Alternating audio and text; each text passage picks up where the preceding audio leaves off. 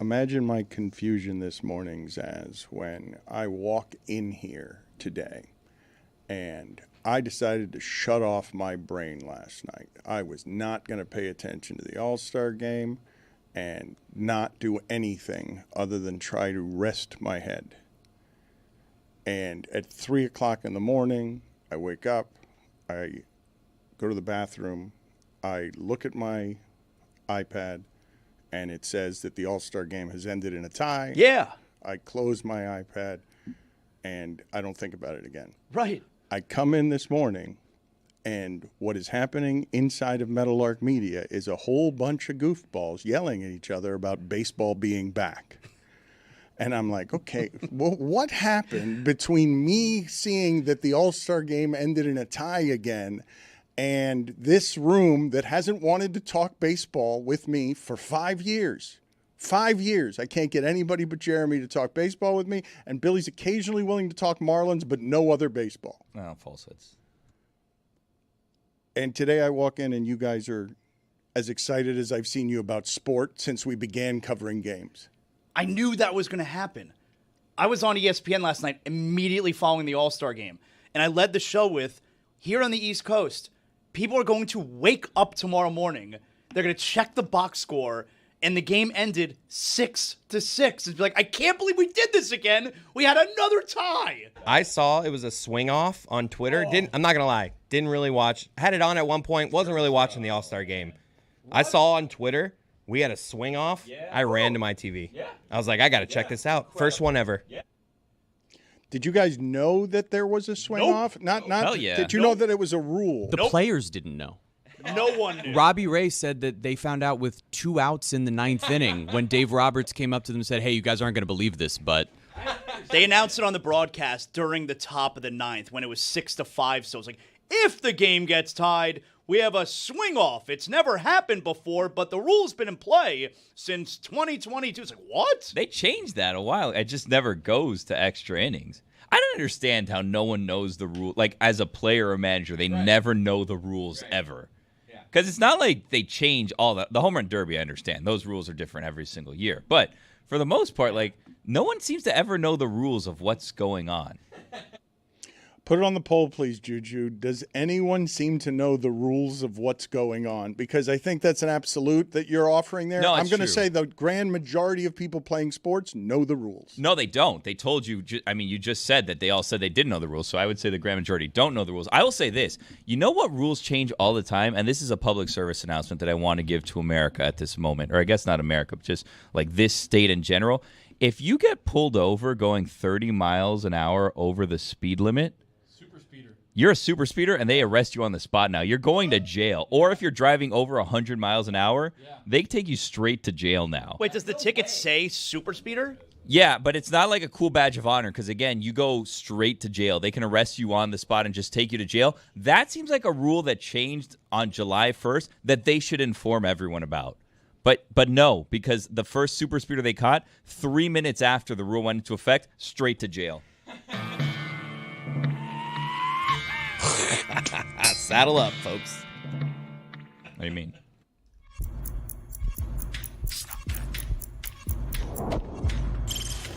Stop that.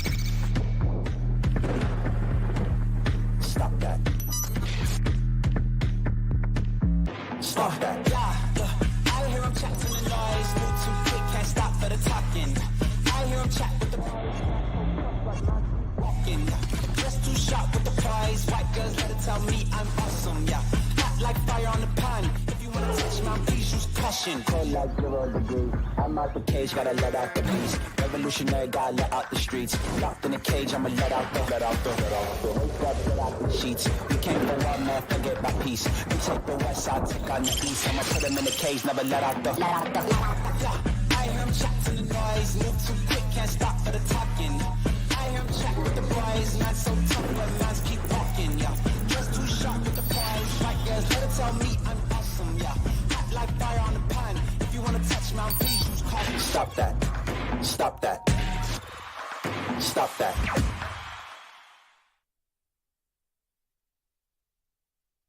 Whoa, you stumbled onto another Wild Billy Wednesday. Hold on to your hats, partners. It's about to get wild. Put it on the poll, please, Juju, at Le Batard Show. Would you be okay eliminating extra innings right now? At Le Batard Show, because I guess what happened last night, and we got some Belichick stuff to get to and more LeBron information out of nowhere, but the All-Star game last night, an exhibition game that I didn't have any interest in, and I believe I have it right when I say in baseball All-Star game history, there have only been 2 controversies, right? I'm doing this off the top of my head. I don't know if there's been a third. I think it's just one of the games ended in a tie, and Bud Selig looked confused, and it became a symbol for baseball doesn't know how to lead, letting a game end in a tie. And the other was Pete Rose breaking Ray Fosse's collarbone and ending his career by, colliding with him at home plate in an exhibition game. I don't think there's a third controversy, but tie game is one of them. And they fixed that, obviously, because there is nothing better in 2025 than just feed people instantaneous. This doesn't take much attention span. We're just going to put Kyle Schwarber up there to swing like a keg softball player. Well, so do you know, since you didn't see it, you shut off your brain, do you know the rules and how it happened? Because they even fixed that. It wasn't like a drawn out home run derby. It was 3 batters and they got 3 swings each.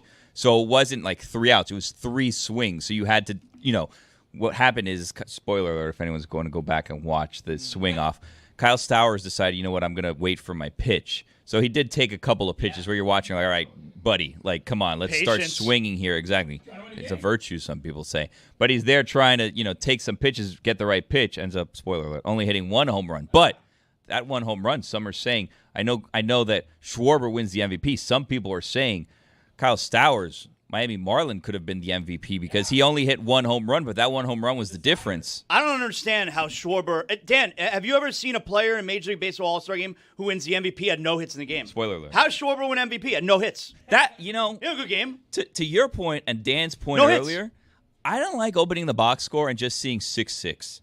I want those home runs to count as runs. I want to wake up and see it was 10-9 and be like, 10-9? How did that happen? Started out slow, 2-0 in the first inning, and then we had a bit of a lull, and then 10-9. Wow, offensive explosion here. No hits. No hey, hits. Let's vote on the All-Star Game MVP. I vote for the guy who had no hits. Well, I had 3 home runs, technically. No, he didn't. Yeah, he did. I looked in the box score right now. It's not there. Well, I mean, technically none of those stats count anyways. That's right. So I don't understand if none of them count, why they don't just throw them in there. It's the inception of stats that don't count. Yeah, this is extra stats that don't count. Wait a minute. Are you telling me that there's a box score? Yeah. And if I look at it the way that I've looked at a box score the entirety of my life and the way that a box score has been done throughout the history of box scores, and it's not going to say that Schwarber has any hits in the box score? I'm showing you right now. Here's the play-by-play right there. Bottom of the 9th inning. There's the 3rd out. Did anything happen after? Okay, nothing. Okay, wait a minute. Nothing. Nothing happened. So the box score, if I look at a box score right now, it's not going to say that Kyle Schwarber hit any home runs or even had a hit in the game. Never happened. First non-pitcher to have 0 hits in the All-Star game and win MVP. He's also the first All-Star game MVP to hit 3 home runs. I'll tell you what. I'm going to give the voters who voted for the All-Star Game MVP, I'm going to give them a little bit of credit right now, actually. You may be surprised to hear me say that, but I'm going to give them a little bit of credit because it takes some balls to vote for a guy who had no hits to be the MVP. Kevin Burkhardt was both frustrated and excited that there was nowhere on his score sheet to score this. He's like, there's nowhere to put it. I'm just doing dashes. This is exciting, though. It's the first one ever. He was like, he didn't know how to feel about it. There should be a different scorecard, I think, right? I think it should be in an envelope, and it needs to be either sealed with wax or with a sticker. You need something that you go like a pen that you go like and go shh, that you go across, like the nuclear football. I don't know if you guys have seen in movies a nuclear football. It comes in a packet, and you have to crack it open, and then you open it up, and that's where the codes are. You need one of those for an all-star game swing-off. And if you're wondering, why would someone like Stowers, relatively no name in baseball, be put in this extreme situation late in the game? It's because all the people that started the game left after they were taken out. That's how it works there in the All-Star game. You just leave the game after you're out. A lot of players did too. Yeah, the fans left too. Relatively empty stands for a very exciting moment, first time in history. Question: did you know that the guys that you could use for this home run derby can be guys who were already taken out of the game? Like it was a little confusing. I had no idea who you're allowed to pick to be the guys who hit. I have a lot of questions, okay? So put this on the poll, please, at Le Batard Show. Did you know the extra inning rules last night? And the other thing that I want to discuss with you guys about this is my entire history covering baseball, okay, has been baseball writers write poems about what baseball is, and it's always something beautiful because it's timeless. It's about literally coming home, writing these poems that we've taken a bat to all of that with a couple of changes that we've made. I'm not objecting to this. I like the change. I like the growth. I love that baseball somehow is evolving to capture a new generation of people by being faster and better. But I said yesterday that you really are distorting the integrity of the product of the game and the results and how it is you keep track of things when in the 10th inning you put a runner on second and all of a sudden anybody can have an RBI with a runner on second, and you're just distorting things. Those show up in the box score, though. So it counts like for your stats, RBI and run scored when they do that? And they're extra runs, and it's regardless. It doesn't matter. It's to speed up the game. But the thing that I wanted to talk to you guys about is the following, right? I think I've made fun before of soccer ending in penalty kicks, even though I like penalty kicks, and you kind of have to do that. And I have said it's like ending the Super Bowl by, instead of going into overtime, just having the quarterbacks throw the ball through a swinging tire. It's not the game they were playing before that. Right. It's. I think everybody's in on the idea of give me something fast and different, because we really are. We've gone from the game is timeless to now by rule. Let's wrap this up. We're going to wrap this up now, right? Let's hurry up and wrap this up. That's what they gave you last night. No, last night was super fun and exciting. Everyone enjoyed it, Dan. Like every single person. Billy, I'm not complaining about it. I'm telling you that it is a change that absolutely is unlike anything in entertainment, which we're having fun. We get more. Yeah, let's wrap it up. Let's finish up what we're doing. We need to get out of here. And it's because Roy's walking in today. And he says under his breath, while you guys are dancing around, baseball's back. He's like, that shit was 3.5 hours last night. Yeah, man, we fixed baseball. We got a pitch clock and everything, and all of a sudden it's 3.5 hours. Boo-hoo. It Like, was the close pitch clock to midnight. tomorrow. Yeah. But like, you guys understand the All-Star game. First of all, the All-Star game doesn't count anymore. Like it never did count, but then it did count after the tie because it determined home field advantage for the World Series. But it's back to not counting, I think, because again they change rules all the time. But the All-Star game always takes forever because there's 1,000 substitutions. Like, you're constantly taking out players to try to make sure everybody plays, which is why at the end they're like, you know what, let's do something fun here. Dan, also, I don't know if you caught this. It was the first time in Major League Baseball that we saw that the challenges could be done on balls and strikes. I love that. 4 challenges, 4 successful challenges yesterday. I love that. It was experimented yesterday. What? Stowers was unsuccessful, yeah. 3 out of 4 were successful yesterday. So, I mean, very exciting. You guys are beside yourself with enthusiasm about an exhibition game, a friendly last night. All of you are raving that it was perfect. 6-0 becomes 6-6, and then we all learn a rule together, and shortly thereafter are able to wrap up the night. And if you're going to wrap it up, just send me a couple of giant guys who are trying to hit the ball 500 feet, and let's all get out of here. Did you see how the game got tied in the 9th inning, Dan? I did not. Infield single with 2 outs. Steven Kwan. Guy's fast. 2 strikes, 2 outs. 1 pitch away from ending it. We almost didn't have a swing off. But then an infield single in this game of long ball and 103-mile-per-hour pitches. An infield single, small ball, is what sent it to extras. Or I guess not extras. A swing off. Baseball's back. They fixed it. It's incredible. The Savannah Bananas have gone way too far, though. We can all agree on that. They've taken the game too far. Anyone objecting to this? There's not a Bob Costas out there. Bob Costas famously objected to the wild card. The wild card was one of the rejected ideas that baseball, back before it was willing to change, it was very unpopular at first, the wild card, because you were distorting everything. Now it's very popular. There's no one out there complaining or lamenting that this ended in a swing off? I haven't seen anyone doing so, even like the old school baseball guys. Buster Olney last night tweeted out that the All-Star game was an ode to the pitch clock. And because in that broadcast, you had longer commercial breaks, the first ever swing off, hitter-to-hitter interviews, the stand-up to cancer pause, the tribute to Hank Aaron, which, if you haven't seen, that was excellent. coolest thing I've ever seen. In Coolest thing entertainment you've ever history. seen? Yeah, ever. Oh, my God. You've never seen anything cooler. Go watch it. I saw it live. It was wasn't the coolest thing insane. I've ever Oh, seen. my All God. right, fine. Well, he's a Ever? virgin. The so. coolest tribute ever to an athlete. I mean, I'll Yeah, think all about right. it. I'll go there. Coolest thing tribute I've ever. ever seen in my life. It was was- greater right. than the actual moment. Prisoner of the moment. That's fine. little All right? bit. Prisoner of the moment. little But there bit. were also pitching changes, a mid-game removal of Freddie Freeman. It got him an ovation. Game still lasted 3 hours and 20 minutes. That was just the average baseball game, like 5 years ago. Can we put on the poll, was Hank Aaron breaking the home run record or last night's recreation of Hank Aaron breaking the home run record more exciting? Cooler. Or which was Which cooler? one was cooler? Which was cooler, the actual moment or the recreation? The recreation might have been cooler. Did you see it? Dude, they recreated it. Once Kershaw got taken out, I stopped watching. They started doing this stuff with technology and this VR, this was and awesome. that, where like the They lights used a are off, firework. the field is lit up, and then all of a sudden you hear the audio of the moment. And then instead of seeing a video of the home run, what happens? They shoot a firework from home plate over the outfield wall.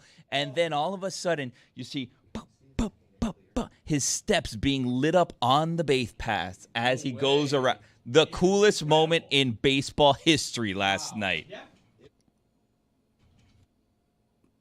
Baseball back. I'm telling you. Kershaw was mic'd up, and he was telling us what pitch he was going to throw while he was winding up right before he let it That go. was too much. It was too much. That was too much. He literally, in the What middle is of wrong his with windup, you? he goes, Smoltzy, what do you want me to throw? Smoltzy goes, throw a cutter. He's like, in the middle of his pitch, Smoltzy, I don't throw a cutter. And then he threw the slider. I'll throw a slider instead, Smoltzy. I don't throw a cutter. Uncle Something Charlie. that wasn't actually in a game. The lights were out. There was a curveball. firecracker that went off at home plate. That's the coolest thing. It didn't. in No. baseball Are you no. history. You're trying to make it seem like it's one of those little light fireworks. Goes boop, Yeah. and that's it. No. It actually petered out in midair if you were watching. It They didn't shot! want to hit the people. It petered out. What do you want to kill fans? Hey, I'm not saying to kill fans. You I'm just said saying you wanted fans dead. it petered out. Jonathan Zaslow of ESPN Sports Night. Kill fans, or I'm not impressed. What show is Sports Night? That's your show. Oh, How many my show. test fireworks do you think they went through until they got the right angle on that's where the ball actually Should've kept testing. the firework went in the same direction that the ball did. Incredible. It was amazing. That was the coolest thing baseball's done in a long time. Until Kyle Schwarber hit 3 home runs on 3 pitches. MVP? Wow. Polar Bear didn't even have to come up. So last night, apparently, based on what you guys are saying, last night was the greatest night in baseball history. Yes. Okay, all right. Welcome. That Might have been the sense. best night in what? In I don't know, sports 20 history, years? you about to say sports? Oh, you're going to get him upset. You don't. I saw a nostril flare, and your prisoner of the moment and your general enthusiasm, lack of history in general, where you're assigning. What are you, 3 years old? I'm starting to question, honestly, Yes. and I don't want to do this. It pains me to do this. I'm starting to question who's making the decisions over there at the 4-letter network, that they're putting some jamoke on air who's not even watching the game. Who I did know you're not talking about me. call Justin Craig, say, hey, why is Zazo on the air over there? He know didn't you're even not watch talking the about me. All-Star game. What's going on over there? I know you're not talking about me. I'm not. Best July The 15th shoe in sports fits. history. Wow. Best July 15th in sports history. You gotta be kidding me. Well, you won't even give us that? Best July 15th in sports history? I gotta check back and see what else happened on July 15th. Do it right now. What are you doing? I don't know all the time. I'm doing a show. No, but this is what they do. They say the stupid thing and then bury you in paperwork and keep saying the stupid thing. We're the stupid ones. We Doing watched. Doing a show with crazy people is what I'm doing. Okay, Greatest night in baseball history last night. What's the point of you guys watching if what you're going to do after watching is lose all perspective and call it the greatest night in sports history in a game that doesn't matter? You guys didn't watch. It's like we're I talking to watched every crazy people. second. You didn't watch any seconds. There was not a moment 0 last seconds night. you watched. There was not a singular moment last night where I'm watching that game and I said, you know what? This is the greatest night in baseball history. Didn't happen. You're old and jaded. That's the problem here. You don't enjoy sports anymore. You had your thing with the Heat, and then all of a sudden they got bad. You switch your allegiances My over to the thing? Panthers? Yeah, your little tryst with the Heat over there. And then all of a sudden, they've stopped winning championships, and you said, I'm a Panthers guy now. You turned your hat around. You're wearing a backwards Panthers stupid hat Hats instead of been backwards for stupid. a long time. Yeah, not a Heat hat anymore. You got off of the Heat. But guess what? If LeBron comes back, which is the reports that's out there, is that LeBron James is coming back to Miami, I guarantee you're coming right back to the Heat bandwagon. Going to lose your faith and your loyalty to the Panthers real quick if LeBron James comes back. I'm on to you, I don't like the words coming out. Jonathan. What is the allegation from Billy Gill that is the name of rising star Jonathan Zaslow's show on ESPN Radio? What's the name of the show? Sports Night, isn't it? What is it called? What's the name of the show I did last night? Sports Night. Yeah. That's what I called it. Game Night. Wow. You want to rename it, though? Well, I mean, game night sounds kind of cool. It's a movie. No, it's a TV show. Sports Night was a TV show. Game Night's a movie, though. Yes.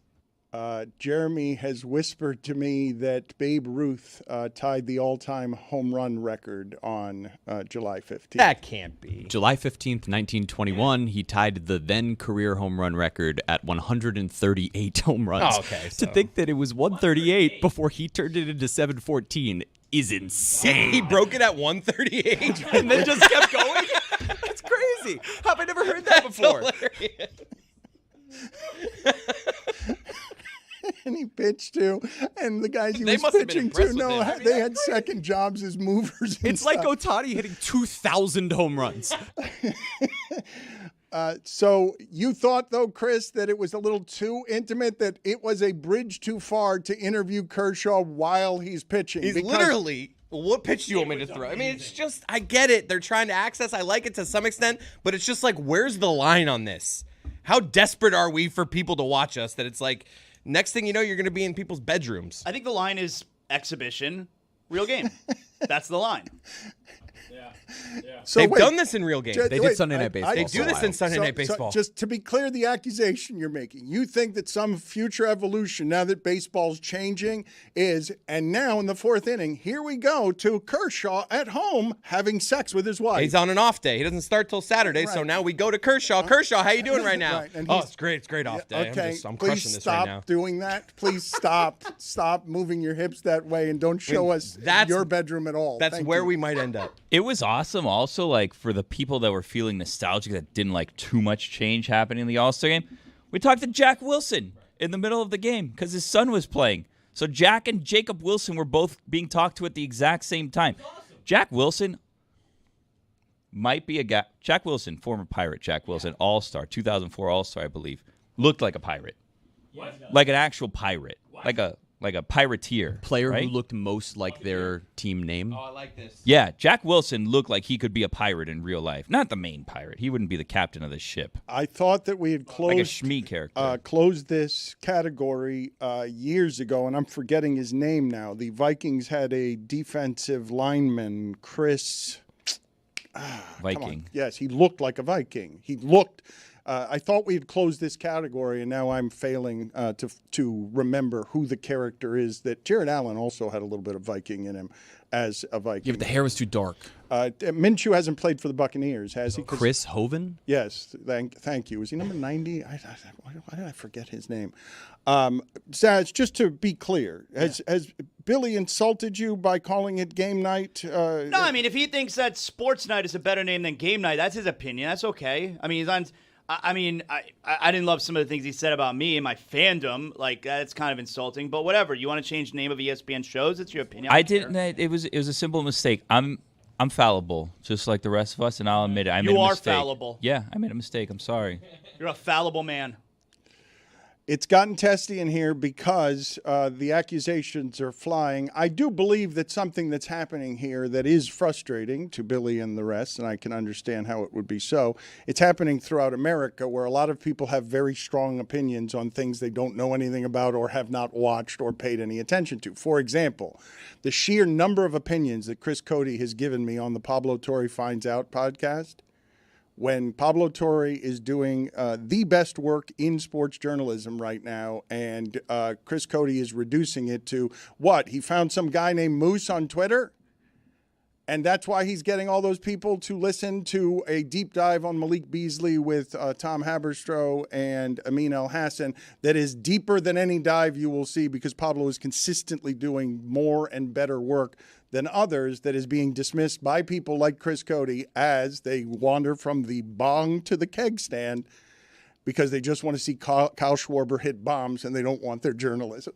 I haven't done a keg stand in 15 years. Only because you can't anymore. Whoa. I can do a handstand. Do you want to do one behind me right now? Because I read something the other day. I would ask you guys this. I want my belly to show. All right. Well, that's brave. So I think if you're going to tell us you can do a handstand behind me, you're going to have to kind of prove it, I think. I don't think that's something that people don't believe. But I also wanted to ask the group this question, because I don't know how this can be true, but I read the statistic the other day that only 15% of people over 40 years old have the balance, the correct balance and alignment of their bodies, that they can put socks on while standing on one foot. Put socks on, one foot to the other. I imagine all of you guys probably think you can do that, right? I would like to test that behind me over the course of the show, where I would like to do where that. we have people trying to put on socks. I don't know how I don't know how they arrive at the statistic that only 15% of people over 40 can do that. I think it's in the census. But regardless, Like, why would you think when you're putting on your socks in the morning, why would you say, I'm going to do this standing up? Who does that? how do you guys all put on your socks? One at a time. Yeah, one While foot at a sitting. time. It'd be You know, it's like amazing my if you did pants. both at a time. Do any of you do it standing up? Put it I've on the done it poll standing up. In a pinch. at Le Batard Show. Have you ever put your socks on standing up?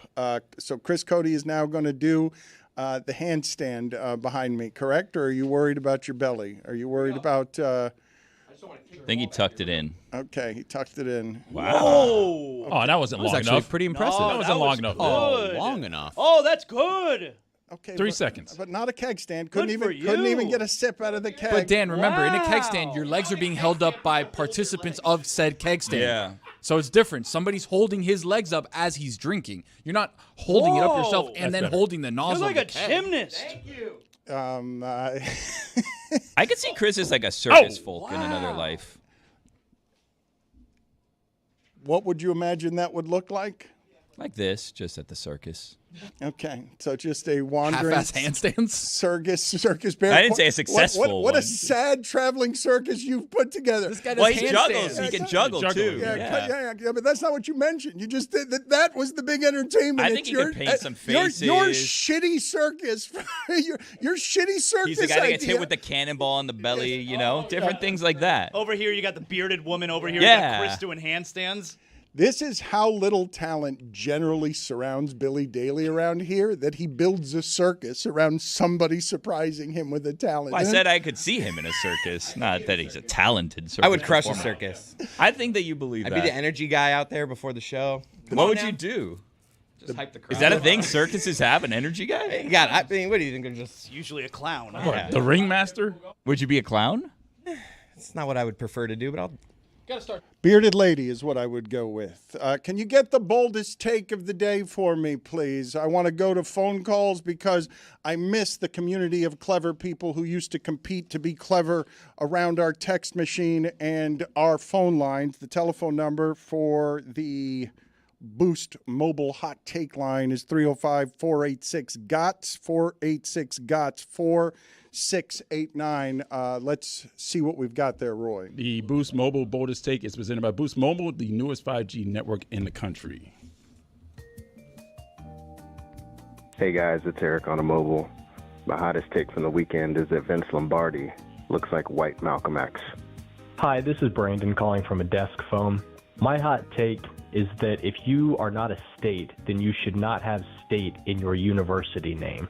For example, San Jose State University should just be San Jose University. Thanks. I'll hang up and listen. Hey, this is Josh in a car. My limited fake, David Sampson. Guyavera. Hey guys, calling from North Dakota on a mobile. My boldest take is I think that hard shell tacos should be eliminated and we should all eat them the way that they're intended. as nachos. I'll hang up and listen. Hey guys, Cody in Tennessee. My hot take is that the worst athletic portrayal of an actor in a movie got to be Vince Vaughn in Rudy. He is so bad. He is so awkward. I think it's Danny O'Shea, number 44. It is just cringe to watch. I'll hang up and listen. So, hi there, first time, long time. This is Dan from Rochester on a mobile. Here is my limited fake SportsCenter voiceover guy. This is SportsCenter, brought to you by Boost Mobile. I'll hang up and listen. This is Dan from Oklahoma on a Motorola Razr. My hot take is that the hibachi messed up. This is Ian from Oklahoma on a Motorola Razr. My hot take is that 4th of July fireworks are just like the hibachi at the fire. I messed up again. I quit. It's my favorite person ever. All right, great effort. 305-486-GOTS. You made it somehow beyond an international pool of callers. You made it with those last two probably tried a calls. third time. He was going somewhere. Fireworks, hibachi. I wanted to see where it landed. On the Motorola Razr. You know. So this is one of the many reasons that the talent around here surprises Billy anytime it appears, because we've lowered the bar so low for what talent is around Tony's here. here. And I want to go back to yesterday, and I want to relive a moment that is going to be largely for the video audience. So forgive me, because we're still much larger in audio than we are in video. But I think I want the video audience to simply keep an eye on Cody and understand that for about 5 or 6 years, my old friend sometimes just doesn't seem to know where he is. I don't know how to explain this any other way other than how I'm about to show you, which is he's doing a show with us, and he's been doing it for a while here in these studios where we look when a guest appears and David Sampson is right in front of us. I want you to watch Greg Cody here as he starts looking around the studio roof for David Sampson because he doesn't know where he doesn't. I don't Look, believe you. watch what happens to Greg Cody here. He forgets where he is and where David Sampson is and where anything sane in the world is. Greg Cody has called this all-star decision, okay, a joke, a disgrace, and, my favorite, criminal. A crime against baseball. It is a crime against baseball. Okay, because is David still on? Or did he, Yes. Where are you still looking? here. Oh, Yeah. there he is. He's just Come looking around on. until he sees David. Why'd you just look into the sky? Come on.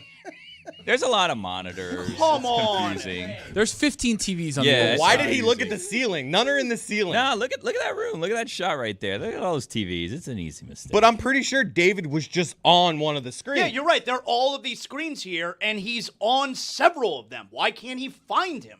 I want to show it to everybody again so you understand. It's not his first time in the studio, not his first time talking to David Sampson, not his first time talking to a guest.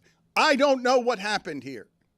Greg Cody has called this all-star decision, okay, a joke, a disgrace, and, my favorite, criminal. A crime against baseball. It is a crime against baseball. Okay, because is David still on? Or did he, Yes. Where are you still looking? here. He's That's just looking nuts. around until he sees David. He looks up in a way, like we said to him, David is in space. He thought maybe David was going to be like repel from the lights here into the studio. David just being right here, Greg.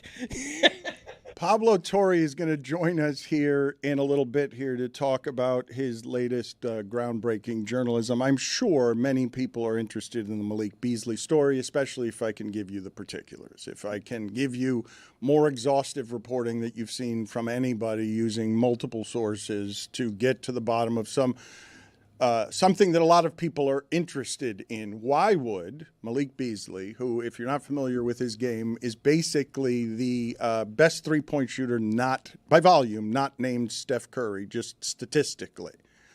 And he was about to sign a 3-year, $42 million or $41 million deal.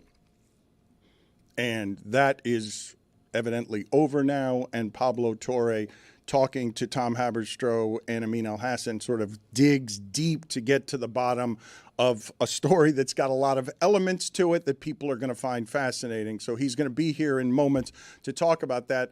But Chris, what is happening here? Because I I see what Pablo Torre is doing, and it's unlike anything that you will find in sports journalism today. I don't know if you guys have known or noticed, but all that media stuff that was in Hialeah before in Miami, that's not there anymore. Like, media is dying all over the place, and people can't afford to presently do the work that Pablo is doing on some stories that are silly and some stories that are very serious. But he's doing consistently interesting things that the people who are listening to it are loving every single hour, every minute of every hour, because there's no fat in anything. And then there are other people in sports who just don't want to consume their sports that way. They're like, give me Kyle Schwarber, 3 bombs, and get me out of here. I don't want deep dives on anything. Give me cotton candy all the time. Just a diet of nothing but 100% cotton candy. And that's fun, too. I mean, I just watched, in my defense, the clip that he put out on social, which, of course, is going to leave some meat to, like, they want you to go watch the episode. So I watched the 5-6 minute clip, and it looked like some guy tweeted about this. Something crazy happened in sports. Just before this, some guy tweeted about it. That was what I saw in the clip. Apparently, they go... Like, there's way more layers to this. It's like an onion. I only got the first layer. They didn't sell it well to you, though. The first layer on the outside, to me, just looked like, hey, this crazy sports scandal. A few months before, some guy tweeted about it. And I was just like, I feel like maybe that's happened. People talk about things. But apparently, it goes even deeper, and it gets crazy. So I'm into the episode. What I got from what I've seen is he really hates Carmelo Anthony and wants him to go down for some reason. Like, he's really trying to implicate Carmelo Anthony and bring him into this, is what it appeared to me. I could be wrong. That's what it appeared to me. Seems like a big mistake in New York. We will get to the bottom of that with Pablo Torre. We'll find out, some are saying. In moments, yes.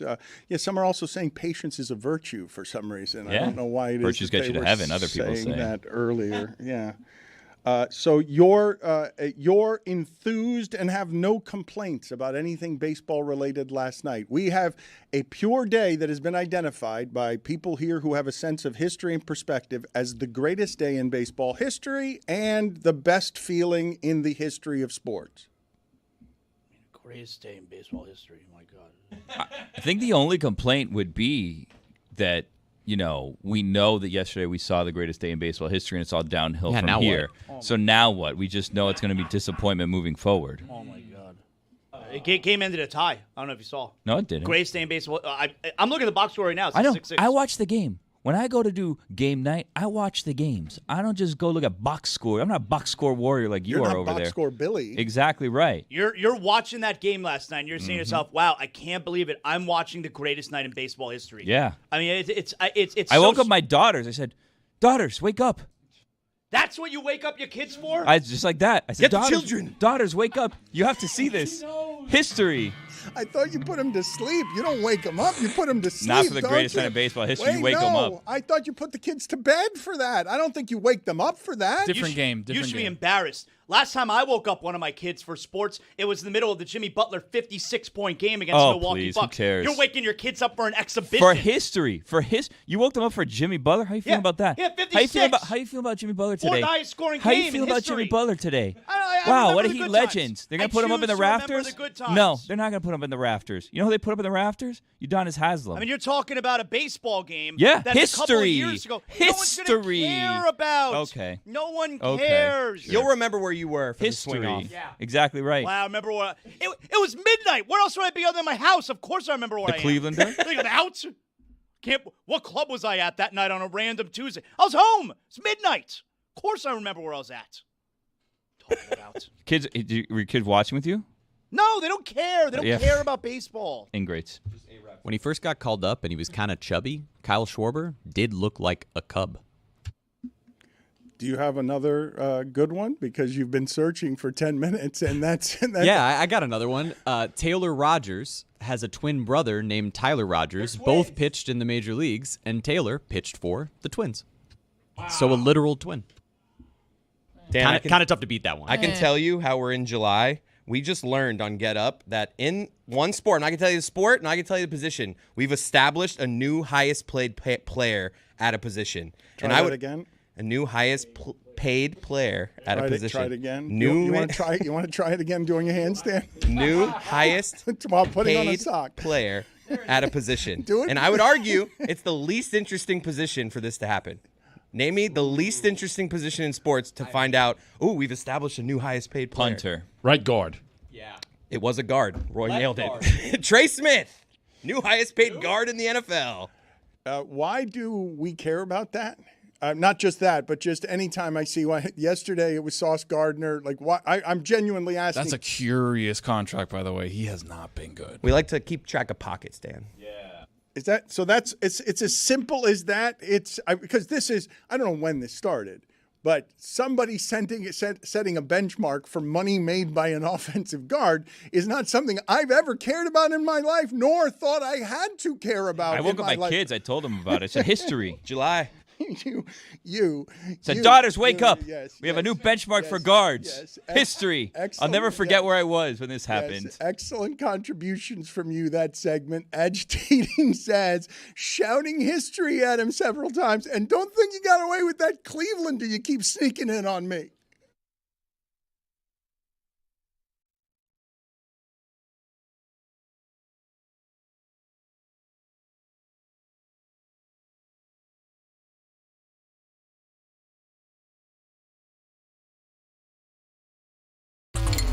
Best F1 minutes with Jessica Spatana.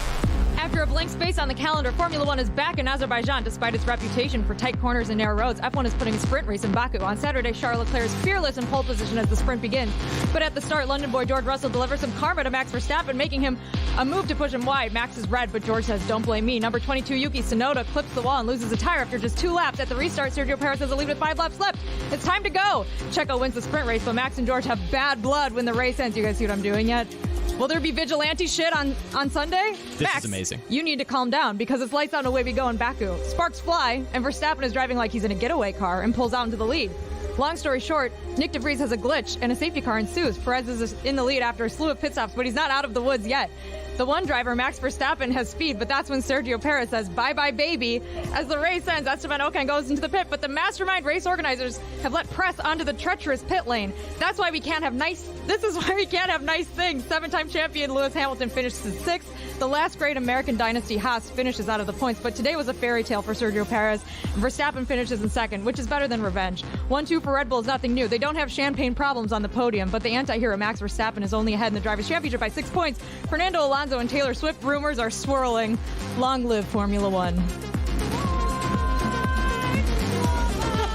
Max Verstappen has won the Drivers' Championship, but we still have 4 races to go. In Austin, Daniel Ricciardo rides a horse named Horsey McHorseface into the paddock. Zach Brown accuses Christian Horner of cheating, and Fort Lauderdale's own Logan Sargent will join Williams in 2023. During quali, Carlos Sainz takes the fastest lap while his teammate Charles Leclerc takes a grid penalty. Martin Brundle gets snubbed by Brad Pitt. Tim Apple doesn't know how to wave a flag. 440,000 people are at the Circuit of the Americas. It's lights out and away we go. On turn 1, Max Verstappen gets ahead of Carlos Sainz, and Sainz tries to recover, but gets hit by George Russell. The Spaniard is out of the race before the 1 lap is even over, and Russell takes a 5-second penalty. Valtteri Bottas' race ends early, and a safety car helps out Charles Leclerc for once. Fernando Alonso and Lance Stroll get in a massive collision, and debris is everywhere. Lewis Hamilton, on hard tires, leads the race with 10 laps to go, but the Flying Dutchman cannot be beat this year. It's Verstappen, Hamilton, and Leclerc. Sebastian Vettel battles to the finish in his final USGP. Baby Lando finishes 6th, and Yuki gets a point. Red Bull wins the Constructors' Championship for the first time in 10 years, a day after their founder's passing. People are crying, there's champagne flowing, fireworks are popping off. Everything is bigger in Texas, Dan, except for F1 drivers. Yes, it's time for the F1 minute here, even though I want to hear that sound gave it again. away? Je suis stressé pour les minutes de Formule 1. J'ai besoin d'énergie. Énergie. Let's go, energy. Oh, energy. Bonjour et bienvenue à Circuit Power Car pour le Grand Prix de France. Les températures élevées sur le circuit signifient que la gestion des tout va être essentielle. Charles Leclerc, le pilote automobile monégasque, fait face à Max Verstappen pour la première place. Le pilote Ferrari doit gagner pour rester dans les championnats. Mais non! Quelle horreur! Une catastrophe! Sacré bleu! Charles Leclerc sort de la course! Encore de la malchance! Il est fini! Une honte! Max Verstappen prend une grosse avance. Lewis Hamilton, le pilote Mercedes, est 12e. Carlos Sainz, l'autre pilote Ferrari, a commencé à la 19e place.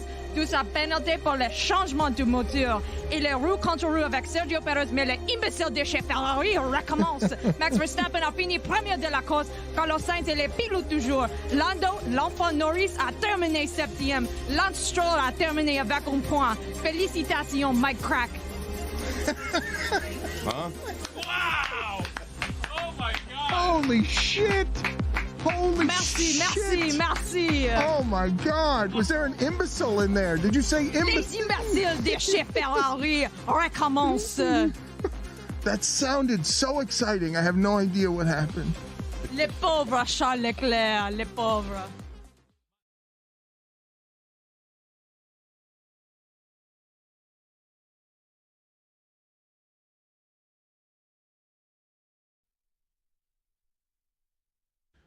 This episode is presented by DraftKings. DraftKings, the crown is yours.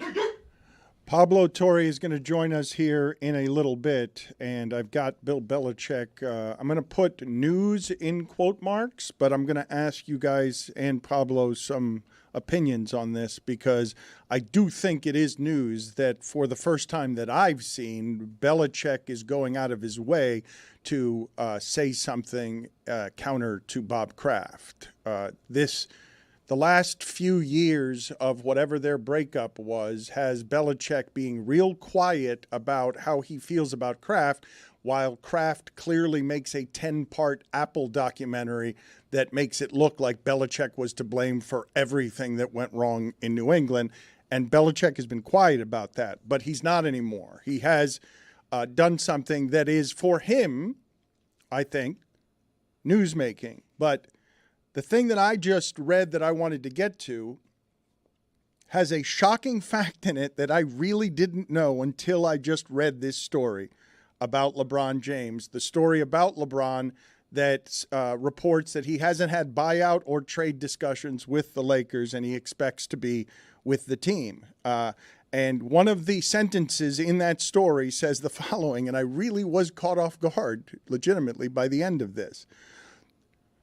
The Lakers have received no indication from James or his representatives that he would request a trade or ask to be bought out of the final year of his contract, which will be his 8th season with the Lakers, the longest consecutive stretch spent with one organization in his career. I can't believe that. Like, I'm reading it and I'm like, is that true? Oh, it is true. Oh, my God, he's been there 8 years. I read that sentence and I had to do a double take. I'm like, that cannot be right, that he's been with the Lakers more than he's been with Cleveland. Consecutively. No, I know, but I'm saying that I think of the start of his career as being longer than the time of what I think of his time with the Cavs at the start of his career trying to get to the finals as something that took longer than the time I think of him as a 5-year player with the Lakers. I don't know if it's the pandemic that screwed me up, but I do not think of him as that for the Lakers. 8 years is to have that be the longest tenure of his career. You could win some trivia games, I think, if you start asking people that question. How about twice as long as he was with the Heat? Yeah. Like, that's another one, right? Half the championships. That's true. Man, that is some quick Homer math that Jeremy did there. The two of them just speaking the same language, like the two of them connecting eyes, finishing each other's sentences. Yeah, but then it gets dicey because then you can say, well, it's a bubble title, right? So then do you take that championship away because then you also take away a finals appearance from the Heat. So what do you do in that instance, Az? I don't do anything. The Heat didn't win it. What do I care? I'm just saying. I mean, well, hold on a second. You think I brag to people about the finals the Heat lost? Well, I mean, yes, that's what we're holding up for Tell Pat me Riley more about finals the All-Star appearance. game being the greatest night in sports history. It was. Okay. I'm glad we've resolved that. Pablo Torre finds out. This guy doesn't know anything. His kids are running away from him. Good card. I may not let him. That's not how running away works, buddy. Doesn't seem like you're exactly a disciplinarian here. You may not let him. The kid already went and bought a flight and bought tickets to an event in another state behind your back. You think he gives a shit what you say? No. He doesn't respect you. Out of here.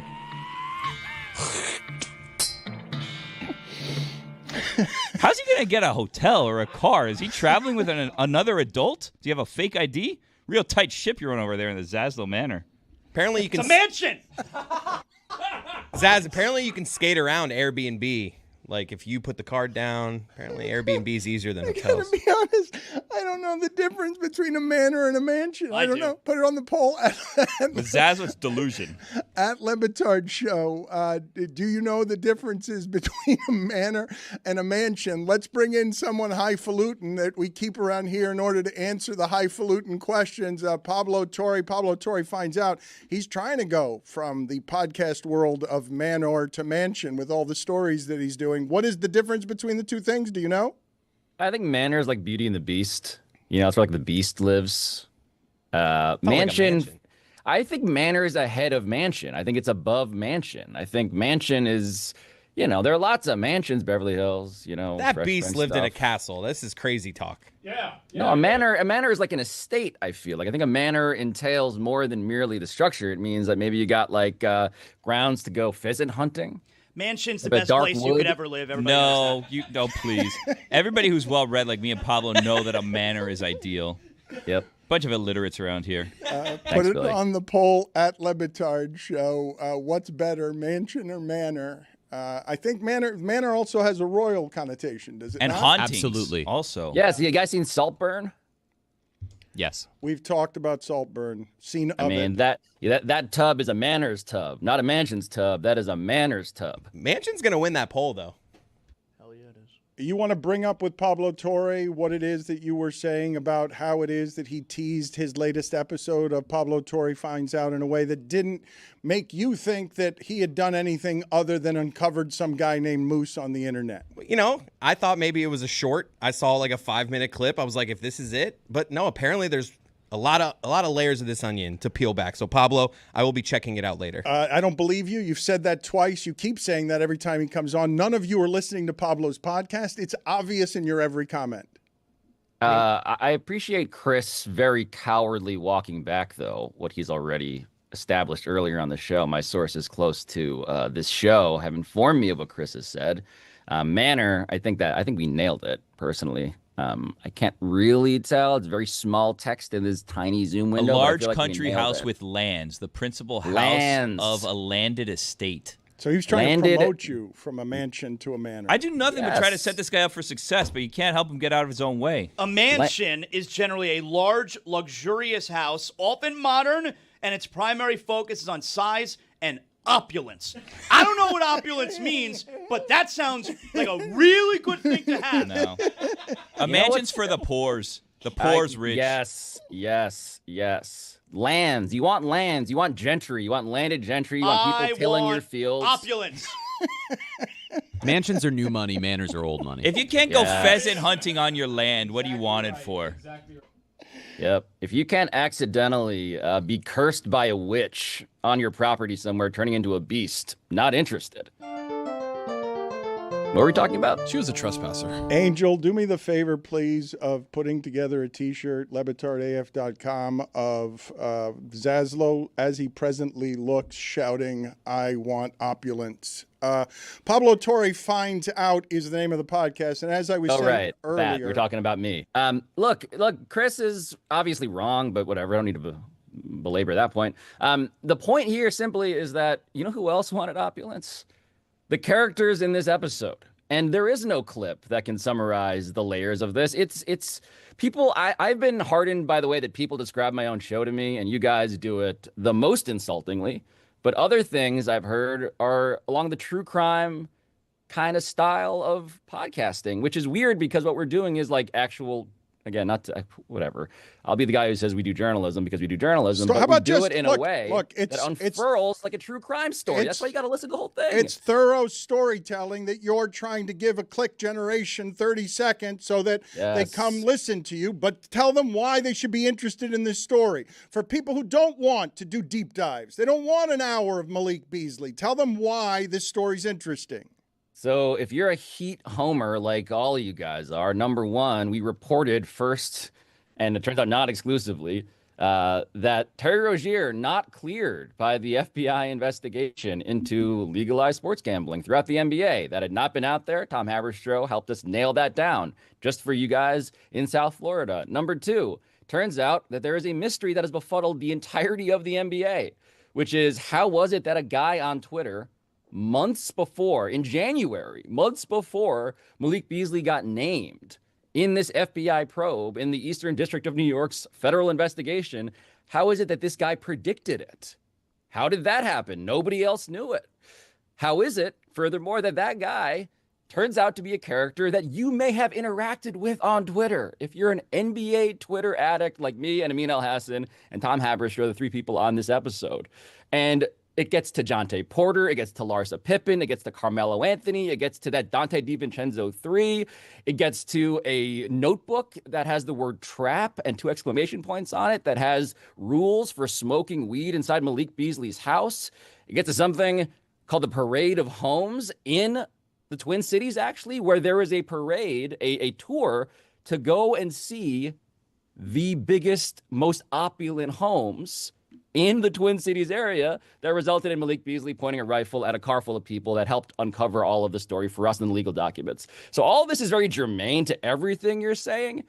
And that's not even getting to the fact that, oh, by the way, I think we did an investigation that's more exhaustive than the literal FBI did. It is a good investigation. I will call Pablo and a thing that he did dirty because there was like two seconds in the episode where I'm seeing a text exchange in which I'm seeing the iPhone and I see I'm assuming Pablo's iPhone. The source is just calling Malik Beasley a dumbass, and I'm like, that's not journalism. That's just an iPhone. That's just an iPhone and a text that Pablo got from somebody. And I believe his sources, and I believe he's credible, and I believe that Malik Beasley is indeed a dumbass, but that's cheap. Well, this is the thing. This is why we attract via clip, and then we keep you with the honey of not all whatever. of us. Well, listen. The point is, when somebody texts me who knows really well the teammates, current and former of Malik Beasley, you're right, Dan. I shouldn't take that. And so at face value. And so what I did was I spent an hour getting to the bottom of it. It's kind of like the beginning, and we wouldn't publish that, of course, if it wasn't validated and justified, reported out in future minutes of that podcast.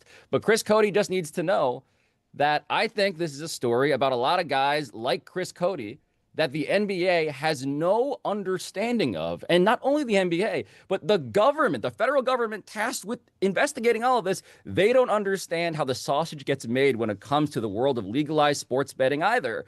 And it's a remarkable thing to see that, wait a minute, maybe the people we got to understand a very complicated story on its face is actually a lot of people that we've been tweeting with.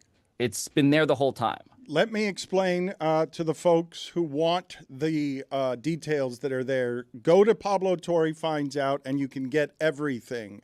It's more on Malik Beasley than you're getting anywhere else because the details are great. The Moose character who revealed this now regrets revealing this, correct? Regrets putting you guys on the case so that you can now find out who that was. And now this is a person who's telling people or thought he was telling people anonymously, I know things because he knew things, but now these are not things you want known by these people who are now, you're in crime. You're in the business of crime. Well, listen, I always keep thinking, Dan, of that quote from The Big Short where they're investigating the guys at the ground level of the mortgage crisis. And one of the characters turns to the other and he asks him, why are they confessing? And the guy goes, they're not confessing, they're bragging. That is so much of this story. It's the story of meme coins and trying to raise money via private discords for something called National Coin Association with the NBA logo as like the parody thing for the coin. Yes, it is my favorite thing, by the way. My favorite thing in this episode of the many things I love about this is that we had Tom Haberstroh knock on the front door, call up the guy, ask him, will you do an interview with Pablo Torre Finds Out? And the guy's like, yeah, I think I've heard of that show before. And they have a conversation in which he realizes at the point that Dan is describing, I have made an enormous mistake. And you see it, you hear it. It's just rare. Again, that's the true crime aspect of it. But journalism in real time, you hear someone regret opening the can of worms that will result in, yes, potentially actual legal consequences, real things in life. And it starts so stupid. My favorite things start so stupid and they get serious and smart, but also funny the whole way through, but also darkly funny the whole way through. There is no better case study in that than this episode, I think. So give me the top item to get people over there before I get to other subjects, including Bill Belichick. If I say the best dark funny thing that you have in there, it is blank. Oh, my God. It's Tom Haberstroh trying to bro out with this guy immediately. Tom Haberstroh says, "How are you doing on this fine Tuesday?" Like he's trying to relate immediately. If you know Tom at all, it's just like, I love that. I just love that. Okay, that's super inside and awkward, and it's dark funny to you because it's Haberstroh so trying funny. to do investigative work, and he's going to be clumsy at it. But the best part is that he gets the goods. This awkward guy sidling up to you at the bar, who's like literally in this case, recording the call, having disclosed that, is trying to bro out with this dude. And it's so awkward, but you get everything. You click on the episode to hear everything is my point. So funny, but not dark funny. The funniest thing in the episode is blank.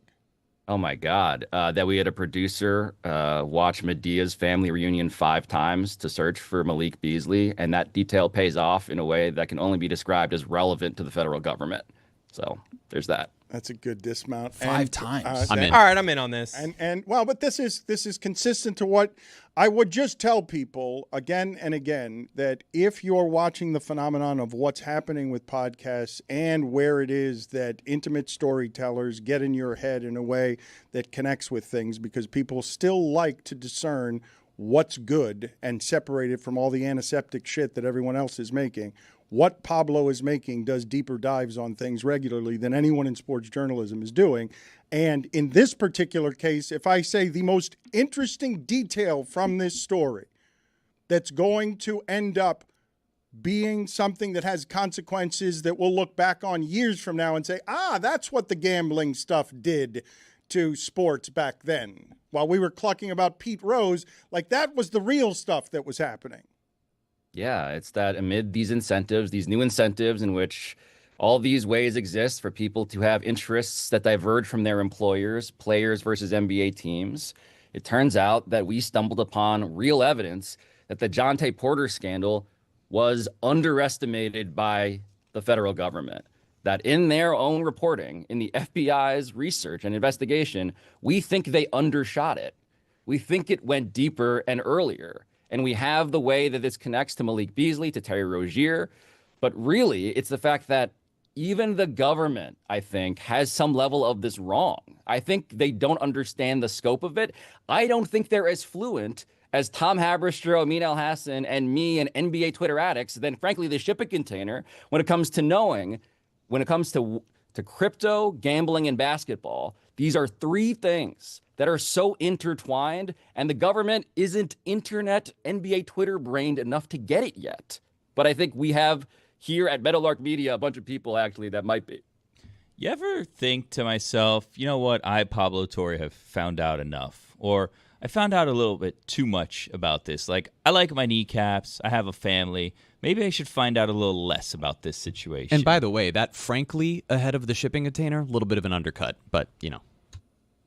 You worried someone's going to kill you? That's really the question. All fair points. Kind of. I mean, if I am disappeared, the unfortunate reality is that there are no multiple suspects. And by the way, it's just tomorrow's episode, Thursday's episode, is not us taking the foot off the gas. Like, there is something else that's going to be a thing, I think. And yeah, please tell the world my story if you never hear from me again. That would be my request. All right, this is a bit dramatic. Seems here. not worth it, to Hold be perfectly honest with you. I disagree. I mean, you're willing to risk Pablo's life? And I'd go a step further. He will not have succeeded at Meadowlark until he gets the Epstein files. I thought until worse than death. Hey, No, that did you hear those are birdwatching a hoax? episode, that birdwatching episode, man, is still waiting. I'm still the counter is still being monitored. I'm ready. I just need more people to watch birdwatching.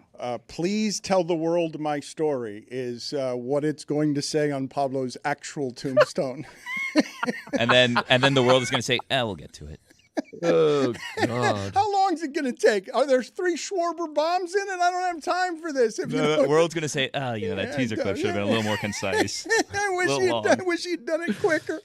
Bill Belichick, I want to know how much you guys were interested, because I don't know if you went and looked it up or you know what I'm talking about. Do you guys have any interest in Bill Belichick responding to Robert Kraft? Yes or no? Yes. I'm in on that. Involved? Sure. Jordan saying You know my answer. So, again, I will offer the context of Belichick ate a 10-part docuseries that Kraft okayed and had editorial oversee on that buried Belichick. I don't know how many people saw it, but it blamed Belichick for just about everything that was wrong there, and Belichick ate that without saying anything. You don't believe Belichick actually watched it, though, right? Man. I bet he did. Why wouldn't you watch something like that? It's a 10-part docuseries, and they warn you, hey, Kraft did it. Like, you don't think that there's a human being in there that would just have normal ego that would want to know how they're chronicling 10 episodes of his dynasty for 20 years? Look, what we've seen, and Pablo's uncovered a lot of it, obviously, from Belichick over the last, 8-10 months does go counter to the guy that we thought he was as head coach of the Patriots. And that guy wouldn't have been sitting down for 10 hours to watch something that other people are saying about him. But again, like, his behavior has run counter to what we have known all these years. I think if it was a doc made by like the media, I'm with you. But this is like Kraft. No, but crafting. No. It was made by Apple TV, but without Kraft's he's in it, like blessing. speaking. No, what? Let me look. It's a 10-part docuseries that everyone in New England sees as Bob Kraft taking a hatchet to all things Bill Belichick. And Belichick has never said word one about Kraft that would give you any indication that they have problems. Not a word.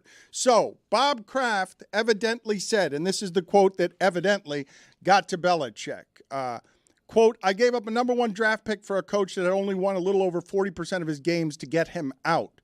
This is the Dudes on Dudes podcast with Gronk and Edelman. Is that a fake podcast name or a real podcast real, baby. name? Man, that is so real, and I would have guessed fake. Quote, I don't know if there are any Jets fans here. I think Bill Belichick to come to the Patriots in 1999 was a big risk, and I got hammered in the Boston area, but he was with us for 24 years. So Belichick responds in a statement to ESPN. Why would he respond to this? Like, why would this be the thing? Big risk. I took a big risk. Like, you don't object to a 10-part docuseries publicly that changes the entire history, but now he says that he took a big risk on you, and here is where you send a statement to ESPN. Quote, as I told Robert multiple times through the years. That's a statement, okay? Wait a minute, Pablo, you're an expert here. Is this Bill doing it or is this Jordan? Who's doing this? Well, continue the quote and I'll tell you by the end. All right. As I told Robert multiple times through the years, I took a big risk. I took a big risk by taking the New England Patriots head coaching job. I already had an opportunity to be the head coach of the New York Jets, but the ownership situation was unstable. I have been warned by multiple previous Patriots coaches, as well as other members of our other NFL organizations in the media, that the New England job was going to come with many internal obstacles. I made it clear that we would have to change the way the team was managed to regain the previously attained success. What do you make of that, Pablo? That smells like Air Jordan. Listen, the whole thing with Jordan and what she does is that she represents Bill Belichick's personal interests, right? Not UNC. That's allegedly the case.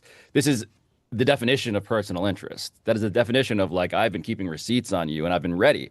The thing that I don't know if I have said clearly enough, but you guys' conversations back and forth here reminds me, is that the 10-part Belichick documentary thing, which is real, by the way, Don Van Natta at ESPN did incredible reporting showing how this was actually Belichick in the behind-the-scenes production capacity, like basically having the IP to this. It was almost definitionally Bill Belichick's project, but Robert Kraft's project. Excuse me, Robert Kraft's project. Bill Belichick was blindsided by that.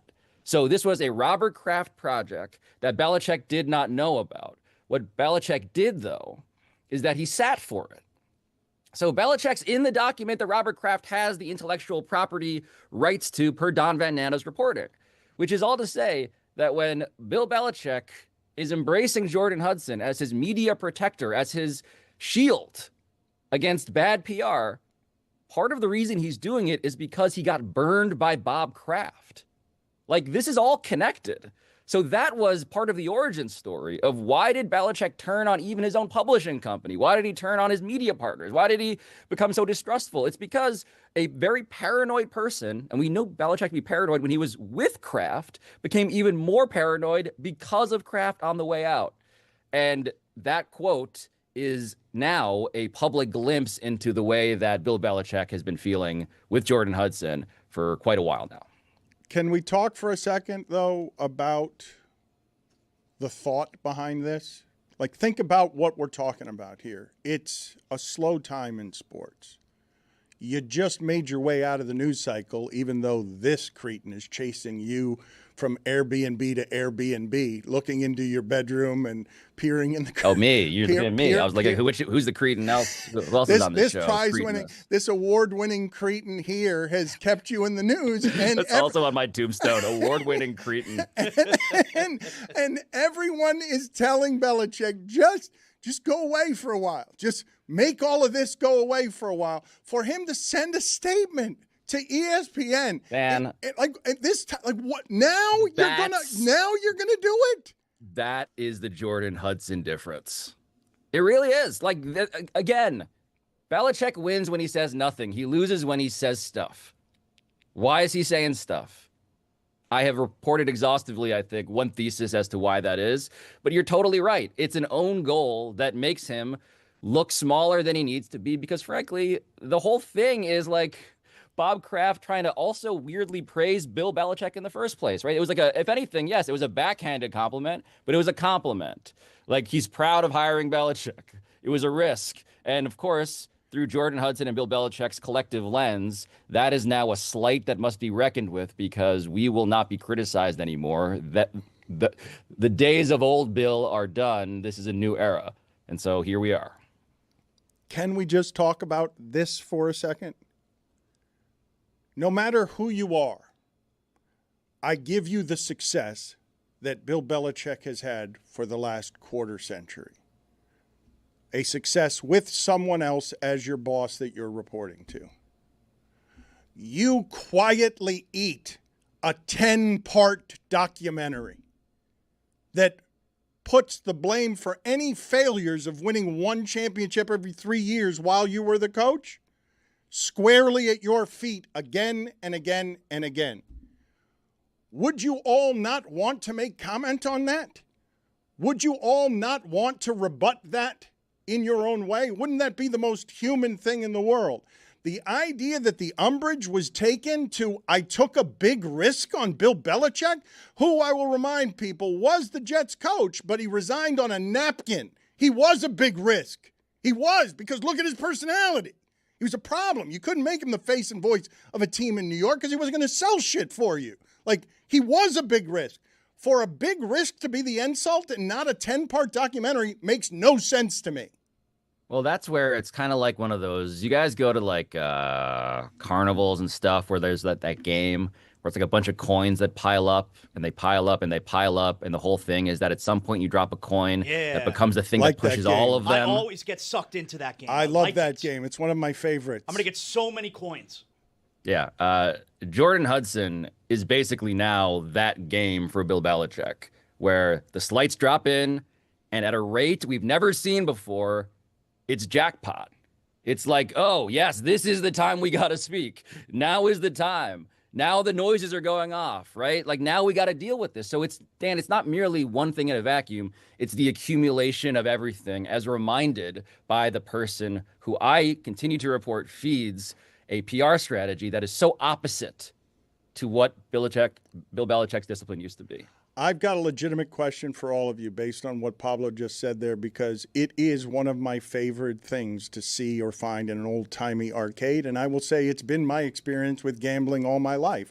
I see a bunch of coins there. I put mine in thinking I will get more coins, and then I leave with no coins. There's a 20 there, almost dangling over the edge. The machine has all my coins, but I've been complaining lately to you guys that nobody takes cash anymore. I told you the other day that I had a woman say to me, holding up a nickel, "What's this worth?"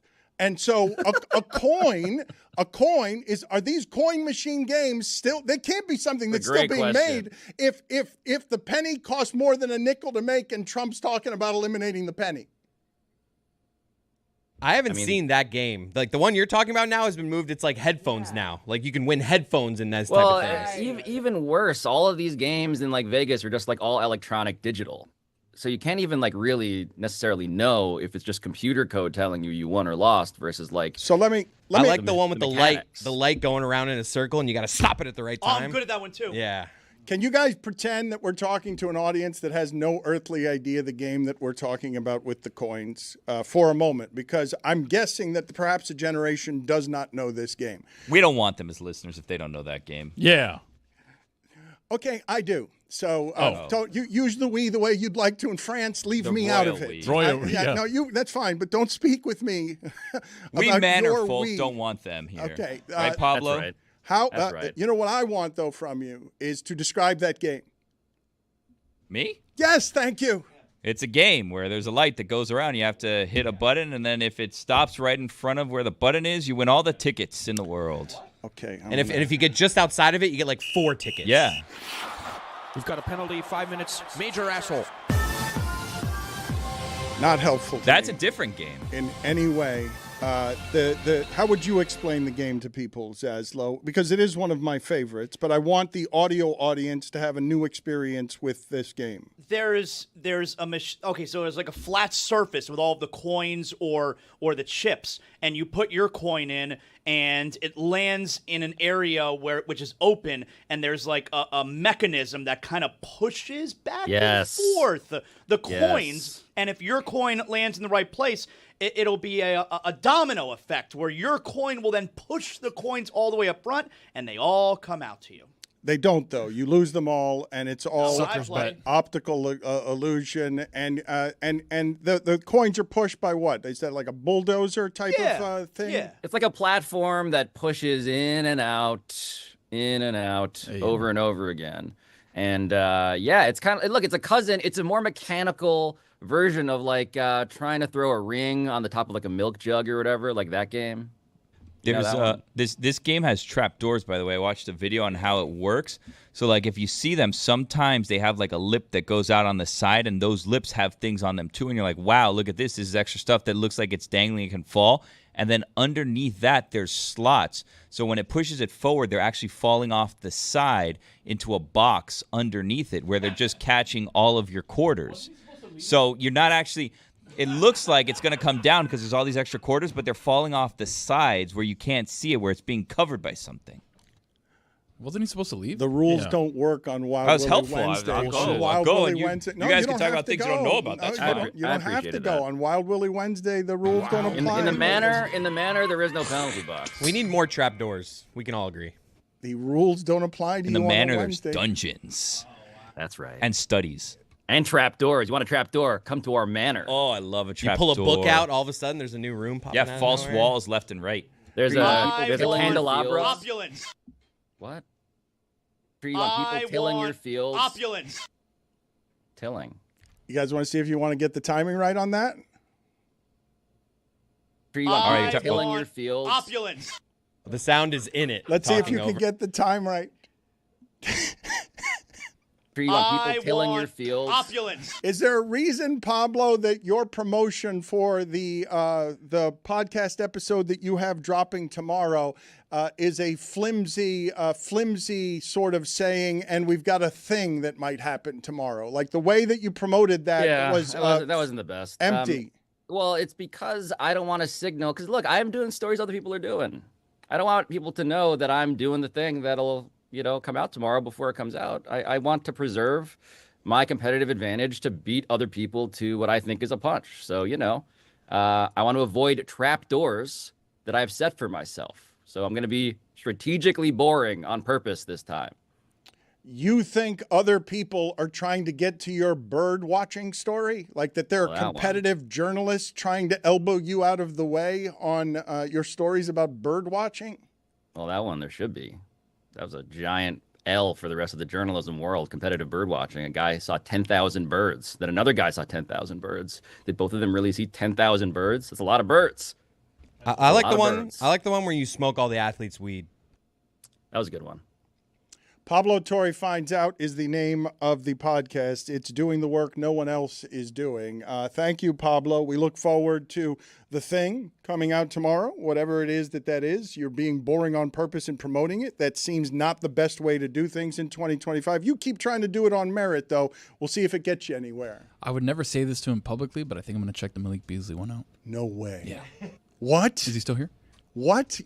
Pablo? He sold it? Wait a minute. He correctly sold something? I've been fooled by Tony before. There's no way. But Tony, I'm like an hour, Tony. Are you Pablo, sure? Like he should have won. He should have won Sixth Man of the Year last year. He also said he was going to watch Jacob Mizorowski last night. Oh, did you? He came on so late. Let me hit this elevator for Got you. the baby. Go ahead. He came in the 8th inning and Tony was asleep. No, but I forgot. There's also an amazing shot at Miami Heat legend Duncan Robinson by the guy who's at the center of this moose. It just comes out of nowhere. It's great.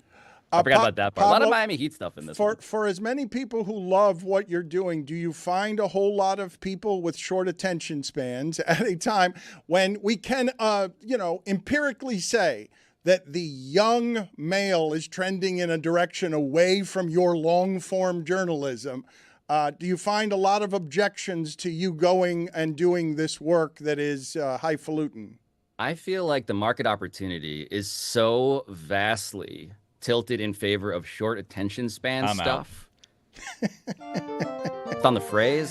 It's on my see you later, sentence. Pablo. Look, you want dudes? I got dudes on dudes too. I got dudes on dudes on dudes What? sometimes. All What? right. Watching that. Please How many goodbyes? tell the world my story.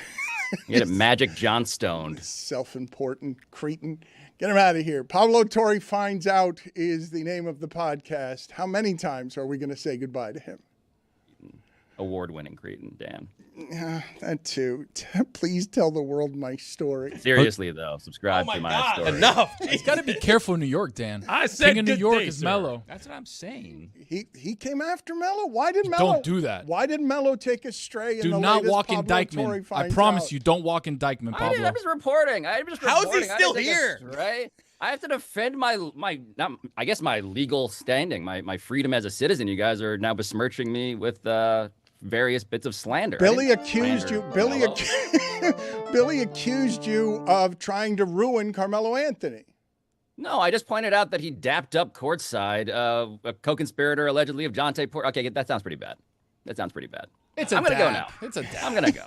I'm gonna leave. It's a This is not helping dap. me. It's a dap. That doesn't count for anything. What does He's that Mello. mean? Everybody daps him not- up. It's not an incriminatory dap. Your Honor, I just love dapping strangers up. Did you just kill a cockroach? What? I don't know. What did you just Spilled kill? water Spilled everywhere. water. A little water Just a spill. bunch of electrical Little water wires. spill. No big Please deal. tell the world my story, Pablo says, as if shouting from the bottom of a well.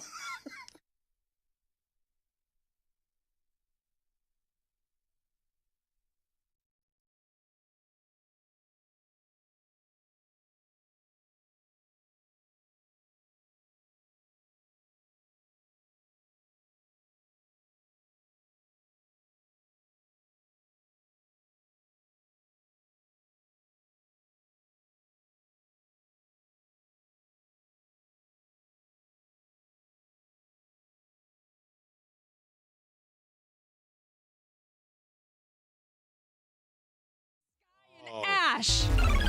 He just won with Jeremy Tashi. Because Jeremy was an alleged journalist last night. Yeah, my thoughts exactly. Jeremy, who is an up-and-comer in the broadcasting game and is someone who has now journalistic credentials around, literal credentials around the Heat and the Marlins. Yesterday he was hosting, and this is one of the great things, Stugotz, this time of year. We get it so infrequently around here in South Florida. But South Florida has always done this well. The rest of the country always makes fun of, you guys don't care about that sports that much. You're bandwagon people. All right. Many of us are. Not everyone is. The loyalists are super loyal. But Miami does the bandwagon better than anybody. Miami does. Everyone now show up for the party. And so you have, stunningly, a hockey arena in the Everglades. Like surrounded by airboats and alligators, filled with people to do the wave, watching the game on television. And at the Heat, across the street from us last night, Jeremy Tessier is watching the end of that game with a lot of people who are excited. And Stugotz, I'm getting a lot of this. Jimmy was out of bounds, and it ended up being a 3. That was a goaltend ref culture win. Okay, whatever. Tell it to the people who were yelling and screaming around Jeremy. How about this? 1-1, we're coming home. Okay, who's we? Yeah, I took the Heat in 5. Anyone else? He's right. All right. The Knicks are watching this like everybody 2 else. rounds ago. It was a long time ago, understandably. Here's Jeremy Tessier not being a journalist while covering, again, an arena filled with people, but no players or athletes were there. You're catching us right now as the Miami Heat have just won Game 2 of the NBA Finals. You can see that this crowd here is hoisting babies into the air. This crowd is ready from the moment this game started, and it has continued here as the Miami Heat have just upset the Denver Nuggets. We've got fans going crazy. We're high-fiving. Everybody's ready for an unbelievable night right here in Miami. The Kaseya Center was ready for a great night from the jump, as this energy around the entire lower bowl was electric from the moment this game started until the moment it ended. As we pan out to the rest of the crowd, you can see the entire lower bowl going absolutely crazy to end this game. The Miami Heat have just won it as Jamal Murray's shot has not gone in. I cannot believe what I've witnessed around me. There were moments in the fourth quarter where I couldn't hear myself think. I don't even know if you can hear me on the microphone. What a night at the Kaseya Center as the Miami Heat take their first game, their first win in Denver, and I know that this crowd right here is ready for an unbelievable party Wednesday night, Game 3 here in the Heat's house. Guys, we'll send it back to you in the studio. Oh my gosh, Jeremy Tessier doing that on 1 tank of oxygen. Not a single breath taken. He was like one of those free divers that go down for 20 minutes at the bottom of the ocean.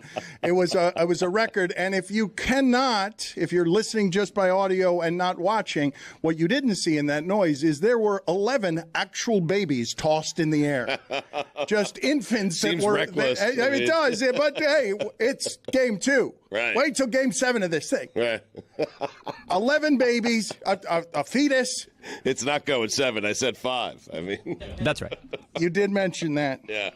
The energy was actually insane. I don't remember any of that. I feel like I blacked out as that happened. It sounded like I was losing my voice. I wasn't losing my voice. I literally was just unhinged. I don't remember it. It was really amazing. You blacked out. Excellent work by you, blacking out as a impartial observer of games. Well, you can't be impartial if you're holding a microphone that says Heat TV. My job is sales and that high-fiving. You're people. emceeing. Yeah. Emceeing is really sales. I'm right. there. Yeah. I'm there to make sure everybody's ready to be at games 3 and 4. I'm there to make sure that everybody is ready to be at the road rally. Bally Sports, the heart of the fan.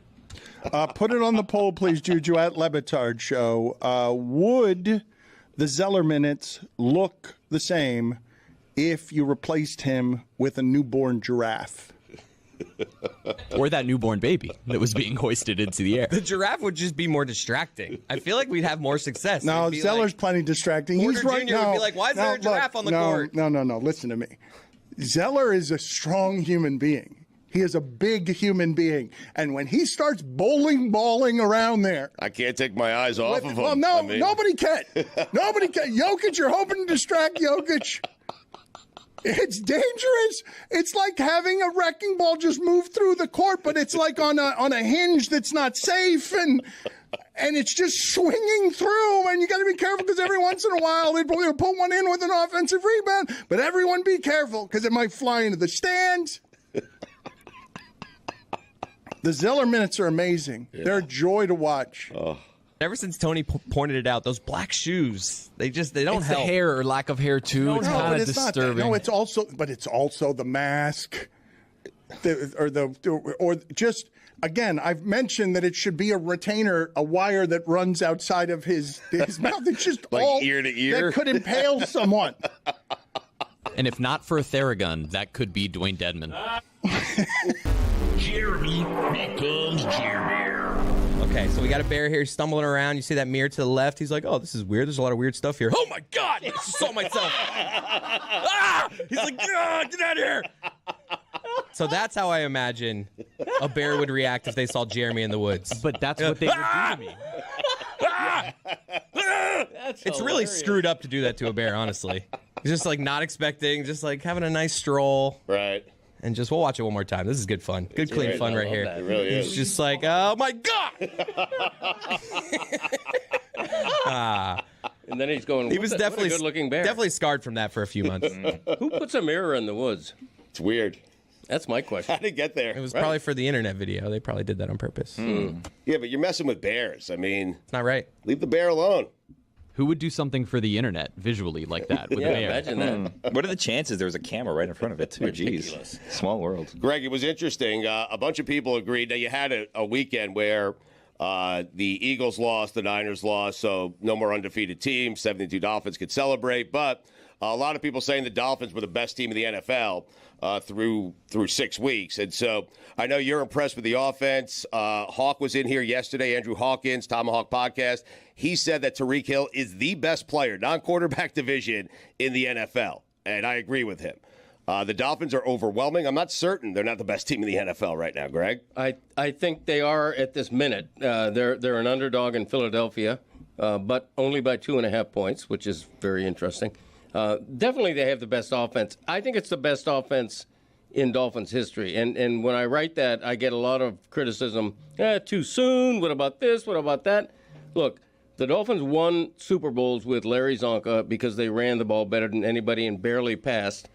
They were as exciting as ever and broke NFL records with Dan Marino because they passed the ball like nobody else, but they didn't have a great running game. Right. Now they're doing both.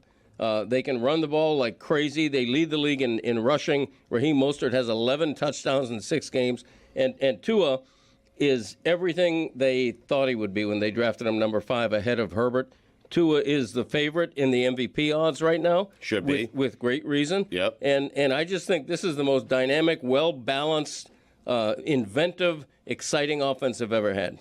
Can we end the debate between Herbert and Tua? Yes. Is it officially over? Wow. Yes. Someone's making a noise. Where's the noise coming from? No, Tony's not ready. Oh, yeah. Can we see Justin Herbert without Brandon Staley? At that point, maybe with a better coach, I'd be intrigued. We're going to ask that question about Justin Herbert for his whole career, right? Yes. We're just going to keep asking, like, oh, but what if he was with a better coach? Oh, always. He has the most unbelievable weapons, too. Just like now, C.J. Stroud and Bryce Young are always going to be compared throughout their career. But Herbert's been in the league, 4 years? And if Staley gets fired and he gets a new coach, it will be his 3rd coach in 5 years. No, it's a shame for him. He's a really great quarterback, but I guess it's the way that we're constantly doing these comparisons between the two of them when one of them is not only winning, but breaking all of these records statistically and having a spectacular season. Obviously, like, the system has something to do with that. It would be crazy to say that it's not Mike McDaniel in some capacity. But also, different quarterbacks fit in different systems, different ways, and Justin Herbert has his flaws that maybe wouldn't work if he was just in the system. I think there's so many people saying, oh, well, if Herbert was in Tua's spot, it would be even better. I have no reason to believe that's the case. I have something that's probably not popular, especially down here in Miami. Oh, boy. Dolphins offenses have ruined football for me. Like, I can't watch a football game that's not the Dolphins. It's done the exact opposite for me. I just can't. Made football amazing. Like, I'm watching. No, it's great, but I'm saying it's ruined the rest of football for me. Like, I can't watch just a single game that's not the Dolphins. Like, if I tune in, it's the 3rd quarter, it's like, I don't know, 14-9 or something. I can't watch it. The Patriots option doesn't do it for you? I'm like, why can't you guys just score? I don't understand. Like, why does it take you so long to score? Why can't you just score in 3 plays in 45 seconds? Like, what's going on They here? spoiled you. I mean, this doesn't make sense to me. I don't get it. Is that what Iowa's like? I can't imagine watching Iowa football. No, we don't score that much. That's crazy. Why Billy, not? they won a game 15-6 over the weekend. But why don't you just try having everyone go in motion You and guys should throwing score the more. ball? Yeah, why don't you just score more? Just get all the fast players in Get the those country. tight ends running early. Yeah, why can't you just do that? I don't get it. There have been so many seasons in the past, so many Dolphin seasons in the past, where if they're behind 14-0 in the first quarter, the crowd is leaving. Everybody's giving up. The game is over. The game is over. Tua was laughing on the sideline after they scored the second touchdown, and I'm like, whoa. Right. Because I thought they were going to come back, but I'm like, I don't know. That's supreme confidence. He You was know what? smiling after the second touchdown on the sideline. When they were behind 14-0, they were still, you know how the odds update now? Christopher pointed this out to me. I didn't know it. When they're down 14-0, they're still a minus 200 favorite to win the game. There was no doubt. And it wasn't just because Carolina sucks, which it does. Right. It's because the Dolphins' offense is, until somebody proves otherwise, almost unstoppable. And like 5 years ago, we were watching Jay Cutler throw passes to Devontae Parker. Right. Like that was supposed to be the height of excitement of the Dolphins offense since Dan Marino. Yeah, amazing. And now it's this. So this is the best offense. That's saying a lot considering Marino, Clayton, Duper, and that offense. And here's some Shakespeare, as All right. done by the Dan Le Batard Show with Stugotz. We've stolen the exclamation point officially from Get Up. It's put after the word show. So this is Act 1, Scene 2 of Macbeth. The stage instructions are: a camp near Fours. Alarm within. Enter Duncan, Malcolm, Donalbain, Lennox with attendants, meeting a bleeding sergeant. I don't even know what that means. Jessica, you will play the role. All right, so wait, can we set the scene? Thank you, Mike. Can we set the scene, Mike, from high school? Can you give Chris Cody his motivation on, because he didn't even understand what Whittingham. Am I happy? Like what? Am I like, Sergeant is distressed? bleeding. What, Okay. In what You're condition does the distressed? Bullets, good. Okay, very good. Good confidence there. Let's have the music that we need, Shakespearean music, and let's see if we can find our note here. What bloody man is that? He can report, as seemeth by his plight of the revolt, the new estate. This is the sergeant, who like a good and hardy soldier fought gainst my captivity. Hail, brave friend! Say to the king the knowledge of the broil, as thou didst leave it.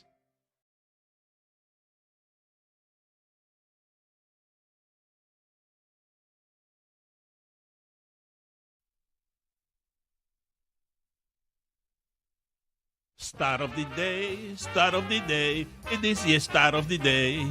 Start of the day, start of the day, it is the start of the day. Start of the day, start of the day, it is the start of the day. Start of the day, start of the day, it is the start of the day.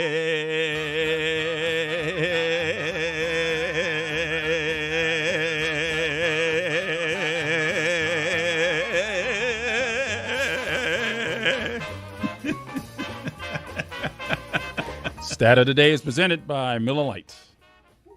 Per @RealShelfie on Twitter of John Boy Media, What did it Kyle say? Schwarber has homered in the AL wildcard game, the NL wildcard game, the NLDS, the ALDS, the NLCS, the ALCS, the World Series, the World Baseball Classic Championship, and now the All-Star Game swing-off. What do you think he's proudest of those? That once upon a time, baseball's all-time home run record was 138, and he has more than that. Jazz is like 40 away from tying it. I bet on Jazz in the home run derby. Oh, No, you pissed away your money. You got Plus- a problem. plus 140. Mister, I kept Plus my own 140? swing going.